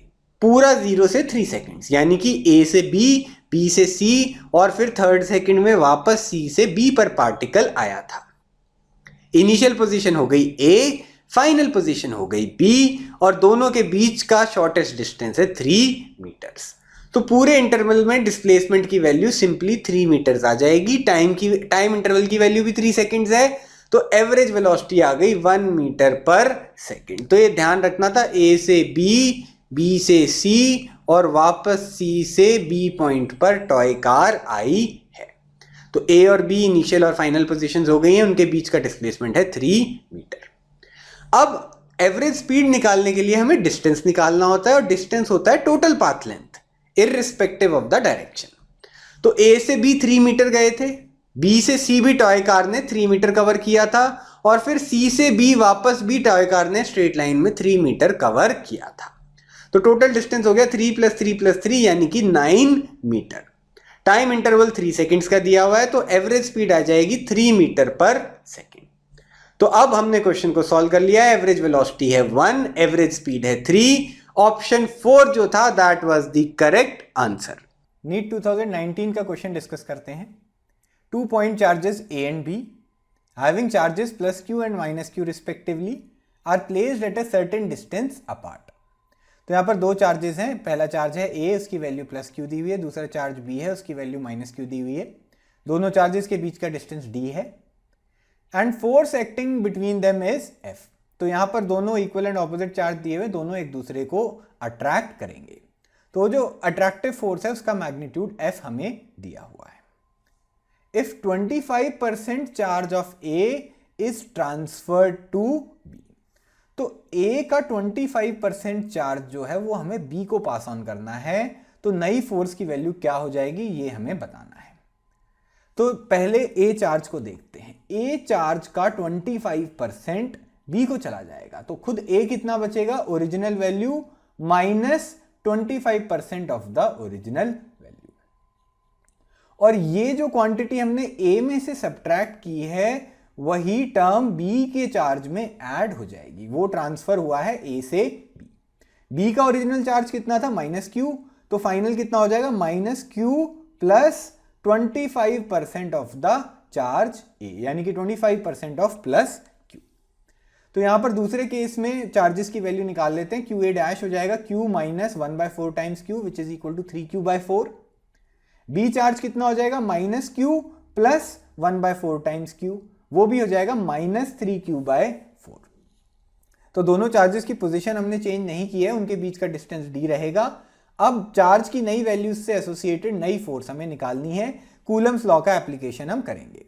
तो फोर्स का मैग्नीट्यूड कितना होता है, डायरेक्शन तो हमने देख ली है। अगर दोनों चार्जेस ऑपोजिट साइन के हैं तो दोनों चार्जेस एक दूसरे को अट्रैक्ट करेंगे। फोर्स का मैग्नीट्यूड हो जाएगा K(Q1Q2)/d²। यहां पर दोनों चार्जेस का मैग्नीट्यूड हमें डालना है। बेसिकली हमें प्लस माइनस का साइन अभी यूज नहीं करना है जब आप फोर्स का मैग्नीट्यूड निकालते हैं। प्लस माइनस के जो साइन आते हैं चार्जेस के साथ, उनकी मदद से हम फोर्स की डायरेक्शन देखते हैं। यहां पर हमें सिर्फ फोर्स का मैग्नीट्यूड डिस्कस करना है। डिनोमिनेटर में d² की टर्म होगी, where d is the distance between the two charges. तो पहले फोर्स थी F जब चार्ज की वैल्यू थी Q, एक की +Q थी, दूसरे की -Q थी। दोनों मैग्नीट्यूड निकालने के लिए हम Q सब्सटीट्यूट करेंगे। फाइनल केस में दोनों चार्जेस की वैल्यूज जो हैं, एक चार्ज था +3Q/4, दूसरा चार्ज था -3Q/4। तो फोर्स का मैग्नीट्यूड निकालने के लिए हम दोनों Q1 Q2 के मैग्नीट्यूड में 3Q/4 की टर्म सब्सटीट्यूट कर देंगे। यहां पे आप देखेंगे 3/4 इंटू 3/4 की जो टर्म है वो बाहर आ जाएगी 9/16। बाकी टर्म्स बचेंगी KQQ/d²। ओरिजिनल फोर्स भी वही थी KQQ/d²। तो ये जो टर्म है KQ²/d², इसकी जगह आप F सब्सटीट्यूट कर सकते हैं, साथ में 9/16 का फैक्टर आएगा। तो नई फोर्स हो जाएगी 9/16 times the original force F। तो ऑप्शन 2 जो था that was the correct answer. एक और क्वेश्चन देखते हैं। A hollow metal sphere of radius R is uniformly charged. Electric field due to the sphere at a distance R from the centre is. तो यहां पर एक यूनिफॉर्मली चार्ज हॉलो स्फेयर की electric field की value पूछी हुई है at any distance R from its centre. तो एक तरीके से यहां पर फॉर्मूला पूछा गया है। यूनिफॉर्मली चार्ज हॉलो स्फेयर के अंदर इलेक्ट्रिक फील्ड 0 होती है और उसके सरफेस के बाहर वो स्फेयर ऐसे बिहेव करता है जैसे all the charge is concentrated at its centre. तो स्फेयर के बाहर फील्ड का फॉर्मूला हो जाता है KQ/R², और स्फेयर के अंदर फील्ड का फॉर्मूला होता है it is constant and it is equal to 0। तो यहाँ पे आप देख सकते हैं कि जब तक आपका जो R की वैल्यू स्फेयर के रेडियस से कम है, मतलब पॉइंट की लोकेशन स्फेयर के अंदर है, तब तक फील्ड 0 रहती है, और उसके बाद फील्ड का फंक्शन हो जाता है 1/R² के प्रोपोर्शनल, यानी कि R की वैल्यू बढ़ेगी तो फील्ड की मैग्नीट्यूड जो है वो कम होगा। ऑप्शन 2 जो था that was the correct answer. इसका ग्राफ भी आपने डिस्कस किया हुआ है स्टैंडर्ड टेक्स्ट बुक के अंदर। यहाँ पर E as a function of R हम बनाएंगे। तो यहाँ पर एक क्रिटिकल पॉइंट ले लेते हैं which is the radius of the sphere. तो R की वैल्यू 0 से लेकर कैपिटल R तक जब आप पुट करेंगे तो फील्ड की वैल्यू 0 आती है, और उसके बाद सडनली वहां पर फंक्शन क्रिएट होता है KQ/R², जो कि R के साथ डिक्रीज करता है। तो E as a function of R का ग्राफ यहाँ पे मैंने ड्रॉ किया है। यही वैल्यूज ऑप्शन 2 के साथ मैच कर रही हैं। Let us now move on to the next problem. एक और क्वेश्चन देखते हैं इसी टॉपिक से। Two parallel infinite line charges with linear charge density plus lambda coulomb per metre and minus lambda coulomb per metre are placed at a distance 2r in free space. तो दो parallel line charges हमें दिए हुए हैं, एक की charge density है plus lambda, दूसरी लाइन की चार्ज डेंसिटी है minus lambda. They are placed at a distance of 2r in free space. दोनों पैरेलल वायर्स के बीच का डिस्टेंस है 2r। What is the electric field midway between the two line charges? तो इन दोनों line charges के बीचों बीच किसी पॉइंट पर इलेक्ट्रिक फील्ड क्या होगी हमें बताना है। बहुत ही स्ट्रेट फॉरवर्ड प्रॉब्लम है। तो यहां पर दोनों वायर्स के बीचों बीच मैंने एक पॉइंट चूज किया है, दोनों वायर्स से उसका डिस्टेंस हो जाएगा कैपिटल R। इलेक्ट्रिक फील्ड का फॉर्मूला हम देखेंगे लाइन चार्ज के लिए, इनफाइनाइट लाइन चार्ज के लिए वो फॉर्मूला होता है λ/2πε0r। डायरेक्शन आर कैप कैसे लेते हैं वो भी मैं आपको डिस्कस कर लेता हूं। अगर एक पॉजिटिवली चार्ज लाइन चार्ज है आपके पास, तो कोई भी पॉइंट P आप लेते हैं जिसका डिस्टेंस इन जनरल हमने वायर से स्मॉल r लिया हुआ है, तो इलेक्ट्रिक फील्ड हो जाती है λ/2πε0r। तो पॉइंट और वायर के बीच का जो परपेंडिकुलर डिस्टेंस है उसके इन्वर्सली प्रोपोर्शनल फील्ड की वैल्यू होती है। और फील्ड की डायरेक्शन क्या होगी, रेडियली बाहर की तरफ अगर पॉजिटिव चार्ज है तो, और अगर लाइन चार्ज नेगेटिव चार्ज आपको दिया हुआ है तो इलेक्ट्रिक फील्ड लाइंस जो होंगी they will be towards the line charge. तो यहां पर हमें दो लाइन चार्ज दिए हुए हैं, तो दोनों के लिए ही हम सेम फॉर्मूला को अप्लाई करेंगे। तो प्लस लैम्डा वाले जो वायर है उसकी वजह से आपका इलेक्ट्रिक फील्ड जो होगा वो away from the positively charge wire होगा। तो यहां पर E प्लस लैम्डा की वजह से मैंने ड्रॉ किया है। अब उसके सामने एक negatively charged infinite line charge भी हमारे पास दिया हुआ है। यहां पर चूंकि नेगेटिव चार्ज है तो इलेक्ट्रिक फील्ड होगी टुवर्ड्स द लाइन चार्ज। तो यहां पर जो वेक्टर्स मैंने ड्रॉ किए हैं इलेक्ट्रिक फील्ड के, ये देखेंगे आप दोनों सेम डायरेक्शन में पॉइंट कर रहे हैं। प्लस चार्ज जो था उसकी वजह से उससे अवे था, और माइनस चार्ज वाला जो लाइन चार्ज है फील्ड की डायरेक्शन उसके टुवर्ड्स है, और डायग्राम में दोनों डायरेक्शन सेम हमें दिख रही है। तो दोनों इलेक्ट्रिक फील्ड का मैग्नीट्यूड जो है वो हम निकाल के ऐड कर देंगे because the vectors are pointing in the same direction. तो यहां पर मिड पॉइंट पर जो इलेक्ट्रिक फील्ड होगी उसका मैग्नीट्यूड कितना होगा, प्लस लैम्डा वाले चार्ज की वजह से इलेक्ट्रिक फील्ड का मैग्नीट्यूड और माइनस लैम्डा वाले चार्ज की इलेक्ट्रिक फील्ड का मैग्नीट्यूड हमें ऐड करना है। फॉर्मूला अप्लाई करेंगे λ/2πε0r। दोनों ही लाइन चार्जेस में चार्ज डेंसिटी का मैग्नीट्यूड लैम्डा के बराबर है, और लाइन चार्ज से पॉइंट का डिस्टेंस कैपिटल R के बराबर हमें दिया हुआ है। तो आप यहां पर देखेंगे कि हमें दोनों जो मैग्नीट्यूड आने वाले थे प्लस लैम्डा और माइनस लैम्डा की वजह से दोनों को ऐड करना था। सम हो जाएगा λ/πε0r। तो ऑप्शन 3 जो था that was the correct answer. Karnataka NEET 2013 का क्वेश्चन देखेंगे। A charge Q is placed at the centre of the line joining two equal charges capital Q। Diagram बना लेते हैं, एक लाइन बनाते हैं जिसके दोनों एंड्स पर चार्जेस कैपिटल Q दे रखे हैं। यहाँ पर दोनों एंड्स को नाम दे देते हैं A और B। इसका मिड पॉइंट C हम लेंगे और मिड पॉइंट पर स्मॉल q चार्ज हमें प्लेस करना है। क्वेश्चन में आगे कंडीशन क्या दी हुई है, the system of the three charges will be in equilibrium if q is equal to, तो स्मॉल क्यू की वैल्यू हमें सॉल्व करनी है और पूरा सिस्टम जो है that is given in equilibrium. Standard problem है, इसमें किसी भी एक कॉर्नर के पॉइंट का इक्विलिब्रियम हम एनालाइज कर लेंगे। तो ए पॉइंट को एनालाइज करते हैं, उस पर लगने वाली फोर्सेस की बात करेंगे। सबसे पहली बात, यहाँ पर दोनों कैपिटल क्यू चार्जेस को देखते हैं। सेम चार्ज दे रखे हैं, they will repel each other. तो चार्ज ए पर बी की वजह से लगने वाली फोर्स रिपल्सिव है, तो अवे फ्रॉम चार्ज बी लगेगी, यानी कि लेफ्ट की तरफ। लाइन ज्वाइनिंग टू जो है ए बी, उसी के अलॉन्ग फोर्स लगेगी, बट रिपल्सिव फोर्स वो होगी। तो ये हो गई force on A due to B. अब ए जो चार्ज है दैट इज इन इक्विलिब्रियम, पूरा सिस्टम इक्विलिब्रियम है, तो ए चार्ज का भी इक्विलिब्रियम हमें एनालाइज करना होगा। यहाँ पर आप देख सकते हैं कि अगर इसकी सराउंडिंग में दो चार्जेस हैं बी और सी, बी की वजह से लेफ्ट की तरफ फोर्स लग रही है, तो सी की वजह से राइट की तरफ फोर्स लगनी चाहिए, तभी ये इक्विलिब्रियम में होगा। और इस फोर्स का मैग्नीट्यूड हो जाएगा force on A due to C, F A C से मैं इसको डिनोट करूंगा। तो इससे हमें साइन का पता चल जाता है। यहाँ पर कैपिटल क्यू जो थे सेम चार्जेस थे, तो वो लेफ्ट की तरफ ए के ऊपर फोर्स लग रही थी, तो सी की वजह से राइट की तरफ फोर्स लगनी चाहिए, यानी कि अट्रैक्टिव फोर्स लगनी चाहिए। तो अट्रैक्टिव फोर्स कब लगेगी, जब कैपिटल क्यू और स्मॉल क्यू जो हैं they should be oppositely charge. तो एनालिसिस करके ये इक्वेशन पहली हम देखते हैं कि कैपिटल क्यू और स्मॉल क्यू ऑपोजिटली चार्ज होने चाहिए। अब इनके अगर मैग्नीट्यूड का रिलेशन हमें निकालना है, तो दोनों फोर्सेस के मैग्नीट्यूड को हम इक्वेट कर देंगे। एफ ए बी की मैं बात करता हूं, तो यहाँ पर के की टर्म आ जाएगी जो कि 1/4πε0 के बराबर आती है। दोनों चार्जेस क्यू और क्यू के मैग्नीट्यूड को मल्टीप्लाई करेंगे, सेपरेशन उनका ले लेते हैं यहाँ 2x के बराबर। 2x में इसलिए ले रहा हूँ क्योंकि मिड पॉइंट सी पॉइंट जो है उसका डिस्टेंस फिर x और x के बराबर दोनों चार्जेस से हो जाता है। तो ये जो a और b का सेपरेशन है 2x, उसका स्क्वायर हमें लेना होगा। इसका मैग्नीट्यूड एफ ए सी से हम इक्वेट कर देंगे। तो यहाँ पर अगर फोर्स वेक्टर हम देख रहे हैं तो उसका मॉड हम इक्वेट करेंगे। दूसरे केसेस में के की टर्म आएगी, कैपिटल क्यू और स्मॉल क्यू की टर्म आएगी, और उनका सेपरेशन x है, तो डिनोमिनेटर में x² आ जाता है। के और कैपिटल क्यू की टर्म को हम कैंसिल आउट कर देंगे, तो हमारे पास बचेगा capital Q upon 4x², right hand side में small q upon x²। x² की टर्म भी कैंसिल हो जाती है, यहाँ से q की वैल्यू आ जाती है कैपिटल Q/4। अब दोनों चीज़ों को हमें कंबाइन करना है। फोर्स के मैग्नीट्यूड को इक्वेट करके हमने मैग्नीट्यूड का रिलेशन निकाला था, और फोर्स की डायरेक्शन की मदद से हमने ये सीखा था कि कैपिटल क्यू और स्मॉल क्यू ऑपोजिटली चार्ज होने चाहिए।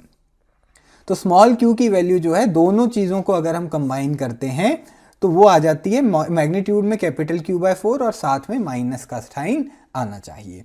Capital Q small Q oppositely charge हैं, तो कैपिटल क्यू की टर्म के साथ मैं एक माइनस की टर्म भी इंट्रोड्यूस करा रहा हूँ। यहाँ से हम देख सकते हैं कि ऑप्शन नंबर 1 मैच कर रहा है, and it was the correct answer. Next question इसी पेपर में इलेक्ट्रोस्टैटिक पोटेंशियल टॉपिक से था। An electric dipole of dipole moment P is aligned parallel to a uniform electric field E। तो dipole moment vector और electric field vector parallel दिए हुए हैं हमें। The energy required to rotate the dipole by 90 degree is. तो इस dipole को 90 degree से रोटेट हमें कराना है, तो डाइपोल की फाइनल पोजीशन जो है वो ओरिजिनल पोजीशन से 90 डिग्री पर हम ले लेंगे। और इसके लिए जो एनर्जी रिक्वायर्ड है उसकी वैल्यू सॉल्व करने के लिए हमें फाइनल पोटेंशियल एनर्जी में से इनिशियल पोटेंशियल एनर्जी को सब्ट्रैक्ट करना होगा, and that is the amount of energy that you need to supply. ये कुछ इसी तरीके से है कि अगर एक बॉल को हम रेज करते हैं तो उसकी पोटेंशियल एनर्जी बढ़ती है और उतनी ही अमाउंट ऑफ एनर्जी आपको सप्लाई करनी पड़ेगी। अब पोटेंशियल एनर्जी डाइपोल के केस में फॉर्मूला जो है उसको देख लेते हैं। यू की वैल्यू होती है -P.E के बराबर, और मैग्नीट्यूड में ये -PE cos थीटा आ जाता है। डॉट प्रोडक्ट P और E वेक्टर्स का हमें लेना होगा। तो यहाँ पर डेल्टा U की वैल्यू फाइनल एनर्जी के केस में -P और E की टर्म आएंगी, और cos थीटा जो है फाइनल एंगल E और P वेक्टर में 90 डिग्री है, तो cos 90 की टर्म हमें लेनी है। फिर माइनस के साइन के बाद इनिशियल एनर्जी के लिए भी सेम रिजल्ट अप्लाई करेंगे, वहाँ पर -PE की टर्म आएगी, और दोनों के बीच में, जो कि वो पैरेलल दे रखे हैं, तो दोनों के बीच में एंगल आएगा 0 डिग्री के बराबर। cos 90 0 होता है, पहली टर्म 0 हो जाएगी। फिर माइनस और माइनस मिलके प्लस का साइन आ जाएगा। P और E की टर्म है, cos 0 डिग्री होता है 1 के बराबर। तो अमाउंट ऑफ एनर्जी रिक्वायर्ड जो है वो सिंपली P इंटू ई के बराबर आ गई है। ऑप्शन नंबर 2 मैच कर रहा है and it was the correct answer. NEET 2019 Orissa paper का क्वेश्चन सॉल्व करते हैं। A sphere encloses an electric dipole with charge plus and -3 into 10⁻⁻6 coulomb. तो डाइपोल के दोनों चार्जेस हमें दे रखे हैं। What is the total electric flux across the sphere. तो यहाँ पर क्लोज सरफेस हमें दे रखा है और उसके थ्रू फ्लक्स की वैल्यू हमें सॉल्व करनी है। स्फेरिकल सरफेस है और इसके अंदर एक डाइपोल दी गई है जिसके चार्ज हैं Q और -Q। Q की वैल्यू 3 इंटू 10⁻⁻6 है। तो काफ़ी टिपिकल क्वेश्चन है। यहाँ पर आप देखेंगे डाइपोल की वजह से टोटल चार्ज जो है वो 0 के बराबर हो जाता है। +Q -Q को ऐड करेंगे 0 हो जाएगा। और स्फेरिकल सरफेस क्लोज सरफेस है तो गॉस लॉ हम अप्लाई कर सकते हैं। Flux through a close surface जो है that is equal to charge enclosed upon epsilon naught. चूंकि टोटल चार्ज एनक्लोज्ड 0 आ रहा है तो फ्लक्स भी 0 के बराबर आ जाएगा। Option number 2 that was the correct answer. एक और क्वेश्चन देखेंगे इसी पेपर से। 2 metal spheres, one of radius r and other of radius 2r respectively have the same surface charge density sigma. 2 metal surfaces हमें डिस्कस करने हैं। Spherical surfaces हैं उनको ड्रॉ कर लेंगे। मेटल हमें दे रखा है, मेटल इज अ कंडक्टर। तो कंडक्टिंग सरफेसेस हमें दे रखे हैं। जो भी चार्ज होगा वो स्फेयर के सरफेस पे होगा। तो यहाँ दोनों स्फेयर्स को मैं ड्रॉ कर लेता हूँ डिस्कशन के लिए। पहला जो स्फेयर है उसका डेटा नोट करेंगे। उसका रेडियस है r के बराबर। दूसरे स्फेयर का रेडियस है 2r के बराबर और दोनों की ही सरफेस चार्ज डेंसिटी सिग्मा बराबर दे रखी है। तो यहाँ पर जो इन्फॉर्मेशन है वो हमने नोट कर ली। इसकी मदद से हम इनिशियल जो चार्ज था उसको भी सॉल्व कर सकते हैं। इन जनरल अगर स्फेरिकल सरफेस आपको दे रखा है तो टोटल चार्ज की वैल्यू होती है charge per unit area multiplied by surface area. तो सिग्मा को 4πr² से मल्टीप्लाई करके चार्जेस भी हम सॉल्व कर लेंगे। पहला जो स्फेयर है उसका चार्ज Q1 हम निकालेंगे सिग्मा इंटू 4πr² के बराबर और दूसरे स्फेयर के सरफेस पे जो चार्ज है वो आ जाएगा सिग्मा इंटू 4π इंटू 2r का स्क्वायर। Q2 की वैल्यू जो आएगी वो फाइनली आ जाएगी 2 का स्क्वायर 4 की टर्म और 4 से मिलके 16 बन जाएगा। तो 16π सिग्मा r² हमारी वैल्यू आ जाती है। Q1 की वैल्यू जो थी वो 4π सिग्मा r² थी। Q2 की वैल्यू है 4 टाइम्स Q1 के बराबर।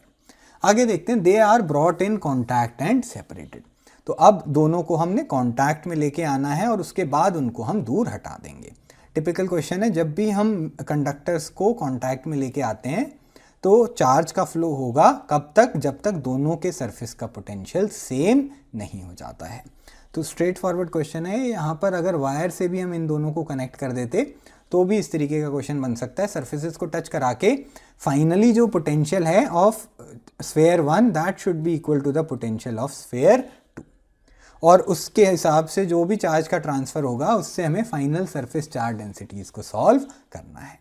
तो 2 इक्वेशन बनती हैं। एक तो टोटल चार्ज जो है दैट विल रिमेन कंजर्व्ड, ठीक। एक स्फेयर जो है उसके चार्ज कम हो जाएगा, दूसरे पे बढ़ जाएगा, but total will remain the same. Law of conservation of charge हम अप्लाई करेंगे और ये चार्ज का ट्रांसफर तब तक होगा जब तक फाइनली दोनों के सरफेस का पोटेंशियल सेम नहीं हो जाता है। फॉर्मूला अप्लाई कर देंगे। यहाँ पर V1 की वैल्यू आ जाएगी K Q1 डैश।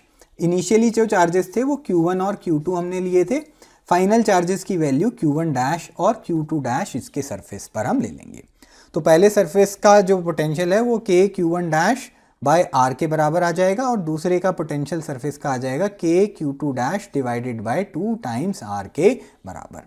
अब यहाँ पर सिग्मा की फॉर्म में हमें डिस्कशन करना है। इसके अलावा हम देखेंगे Q1 dash plus Q2 dash की value initial charge Q1 plus Q2 के बराबर होने वाली है। तो Q1 डैश Q2 डैश की वैल्यू को हम ओरिजिनल जो डिस्कशन था उसकी फॉर्म में लिख लेते हैं। Q1 dash plus Q2 dash की वैल्यू हो जाएगी 4π sigma r² plus 16π sigma r²। दोनों को ऐड कर देंगे 20π सिग्मा r² टोटल चार्ज आ जाता है। तो यहाँ पर ये सब्सटीट्यूशन करके ये चार्जेस की वैल्यू को हम सॉल्व कर लेते हैं। K की टर्म कैंसिल हो जाएगी, R की टर्म कैंसिल हो जाएगी, Q1 डैश की वैल्यू आ जाएगी Q2 डैश डिवाइडेड बाय 2। इससे जो वैल्यू आती है उसको लिखेंगे Q1 डैश की जगह Q2 डैश बाय 2 लिख लेते हैं। फिर Q2 डैश की वैल्यू साथ में रखेंगे। टोटल वैल्यू है 20π सिग्मा कैपिटल R का स्क्वायर। अब ये वैल्यूज को ऐड कर लेते हैं। 3Q2 डैश बाय 2 हमारी वैल्यू लेफ्ट हैंड साइड में आ जाएगी, राइट हैंड साइड पर 20π सिग्मा r² आ जाता है। फाइनल चार्ज को सिग्मा की फॉर्म में कैसे लिख सकते हैं? 3/2 की टर्म को एज इट इज रहने देंगे। फाइनल Q2 डैश की वैल्यू आएगी sigma 2 final charge density multiplied by area 4 pi into again 2r का स्क्वायर। दूसरी तरफ 20 पाई सिग्मा r स्क्वायर की टर्म एज इट इज हम रख रहे हैं। तो यहाँ से ये वैल्यूज़ को अब हम सॉल्व कर सकते हैं। लेफ्ट हैंड साइड की जो टर्म है उसको और थोड़ा सिंप्लीफाई करेंगे। 3/2 sigma 2 4 pi into 4r square है। राइट हैंड साइड पर 20 पाई सिग्मा r स्क्वायर है। r स्क्वायर की टर्म दोनों तरफ कैंसिल हो जाती है, 4 की टर्म भी दोनों तरफ कैंसिल हो जाती है। बाकी सभी टर्म्स को एक तरफ ले जाएंगे। सिग्मा 2 की वैल्यू आ जाएगी, राइट हैंड साइड में 20 सिग्मा बचा हुआ है। इसके अलावा 3/2 की टर्म दूसरी तरफ जाकर 2/3 हो जाती है और 4 इंटू 4 की टर्म जो है वो डिनोमिनेटर में आ जाएगी। ये वैल्यू भी हम नोट कर लेते हैं। अब इससे सिग्मा 2 की वैल्यू फाइनली आ जाएगी। 2 की टर्म को कैंसिल आउट कर देंगे, डिनोमिनेटर में 2 बचेगा। 4 इंटू 5 की टर्म भी आ जाती है। यहाँ से सिग्मा 2 की वैल्यू आ जाएगी 5 times sigma divided by 3 into 2 6 के बराबर। तो सिग्मा 2 की वैल्यू जो है वो 5/6 टाइम्स सिग्मा आ गई है। ऑप्शन 2 या 4 में से हमारा आंसर मैच करने वाला है। अब इतनी कैलकुलेशन करके सिग्मा 1 की वैल्यू भी हम सॉल्व कर सकते हैं। तो इसमें हम Q2 डैश की वैल्यू की जगह Q1 डैश का डिस्कशन कर लेंगे। फिर से चार्ज कंजर्वेशन वाली इक्वेशन पर हम फोकस कर लेते हैं। इस बार Q1 डैश की टर्म को एज इट इज रखेंगे और Q2 डैश की जगह 2 टाइम्स Q1 डैश आ जाता है और राइट हैंड साइड पर टोटल चार्ज आएगा 20 पाई सिग्मा r का स्क्वायर। यहाँ से 3 Q1 डैश की value 20 pi sigma r square आएगी और सिंप्लीफाई करेंगे। Q1 डैश को लिखेंगे final charge density sigma 1 multiplied by area 4 pi r square. दूसरी तरफ 20 pi sigma r square as it is बचा हुआ है। r स्क्वायर की टर्म कैंसिल हो गई, पाई की टर्म कैंसिल हो गई। इसके अलावा 4 की टर्म को 20 के साथ मिलाएंगे, 20/4 की टर्म हो जाती है 5 के बराबर। यहाँ से सिग्मा 1 की वैल्यू आ गई, राइट साइड में 5 सिग्मा है और 3 की टर्म डिनोमिनेटर में चली जाएगी। सिग्मा 1 की वैल्यू 5 सिग्मा बाई 3 हमने सॉल्व कर लिए, वो ऑप्शन नंबर 4 में मैच कर रहा है। तो ऑप्शन नंबर 4 में सिग्मा 1 सिग्मा 2 दोनों की वैल्यूज हमने सॉल्व कर ली हैं। It was the correct answer.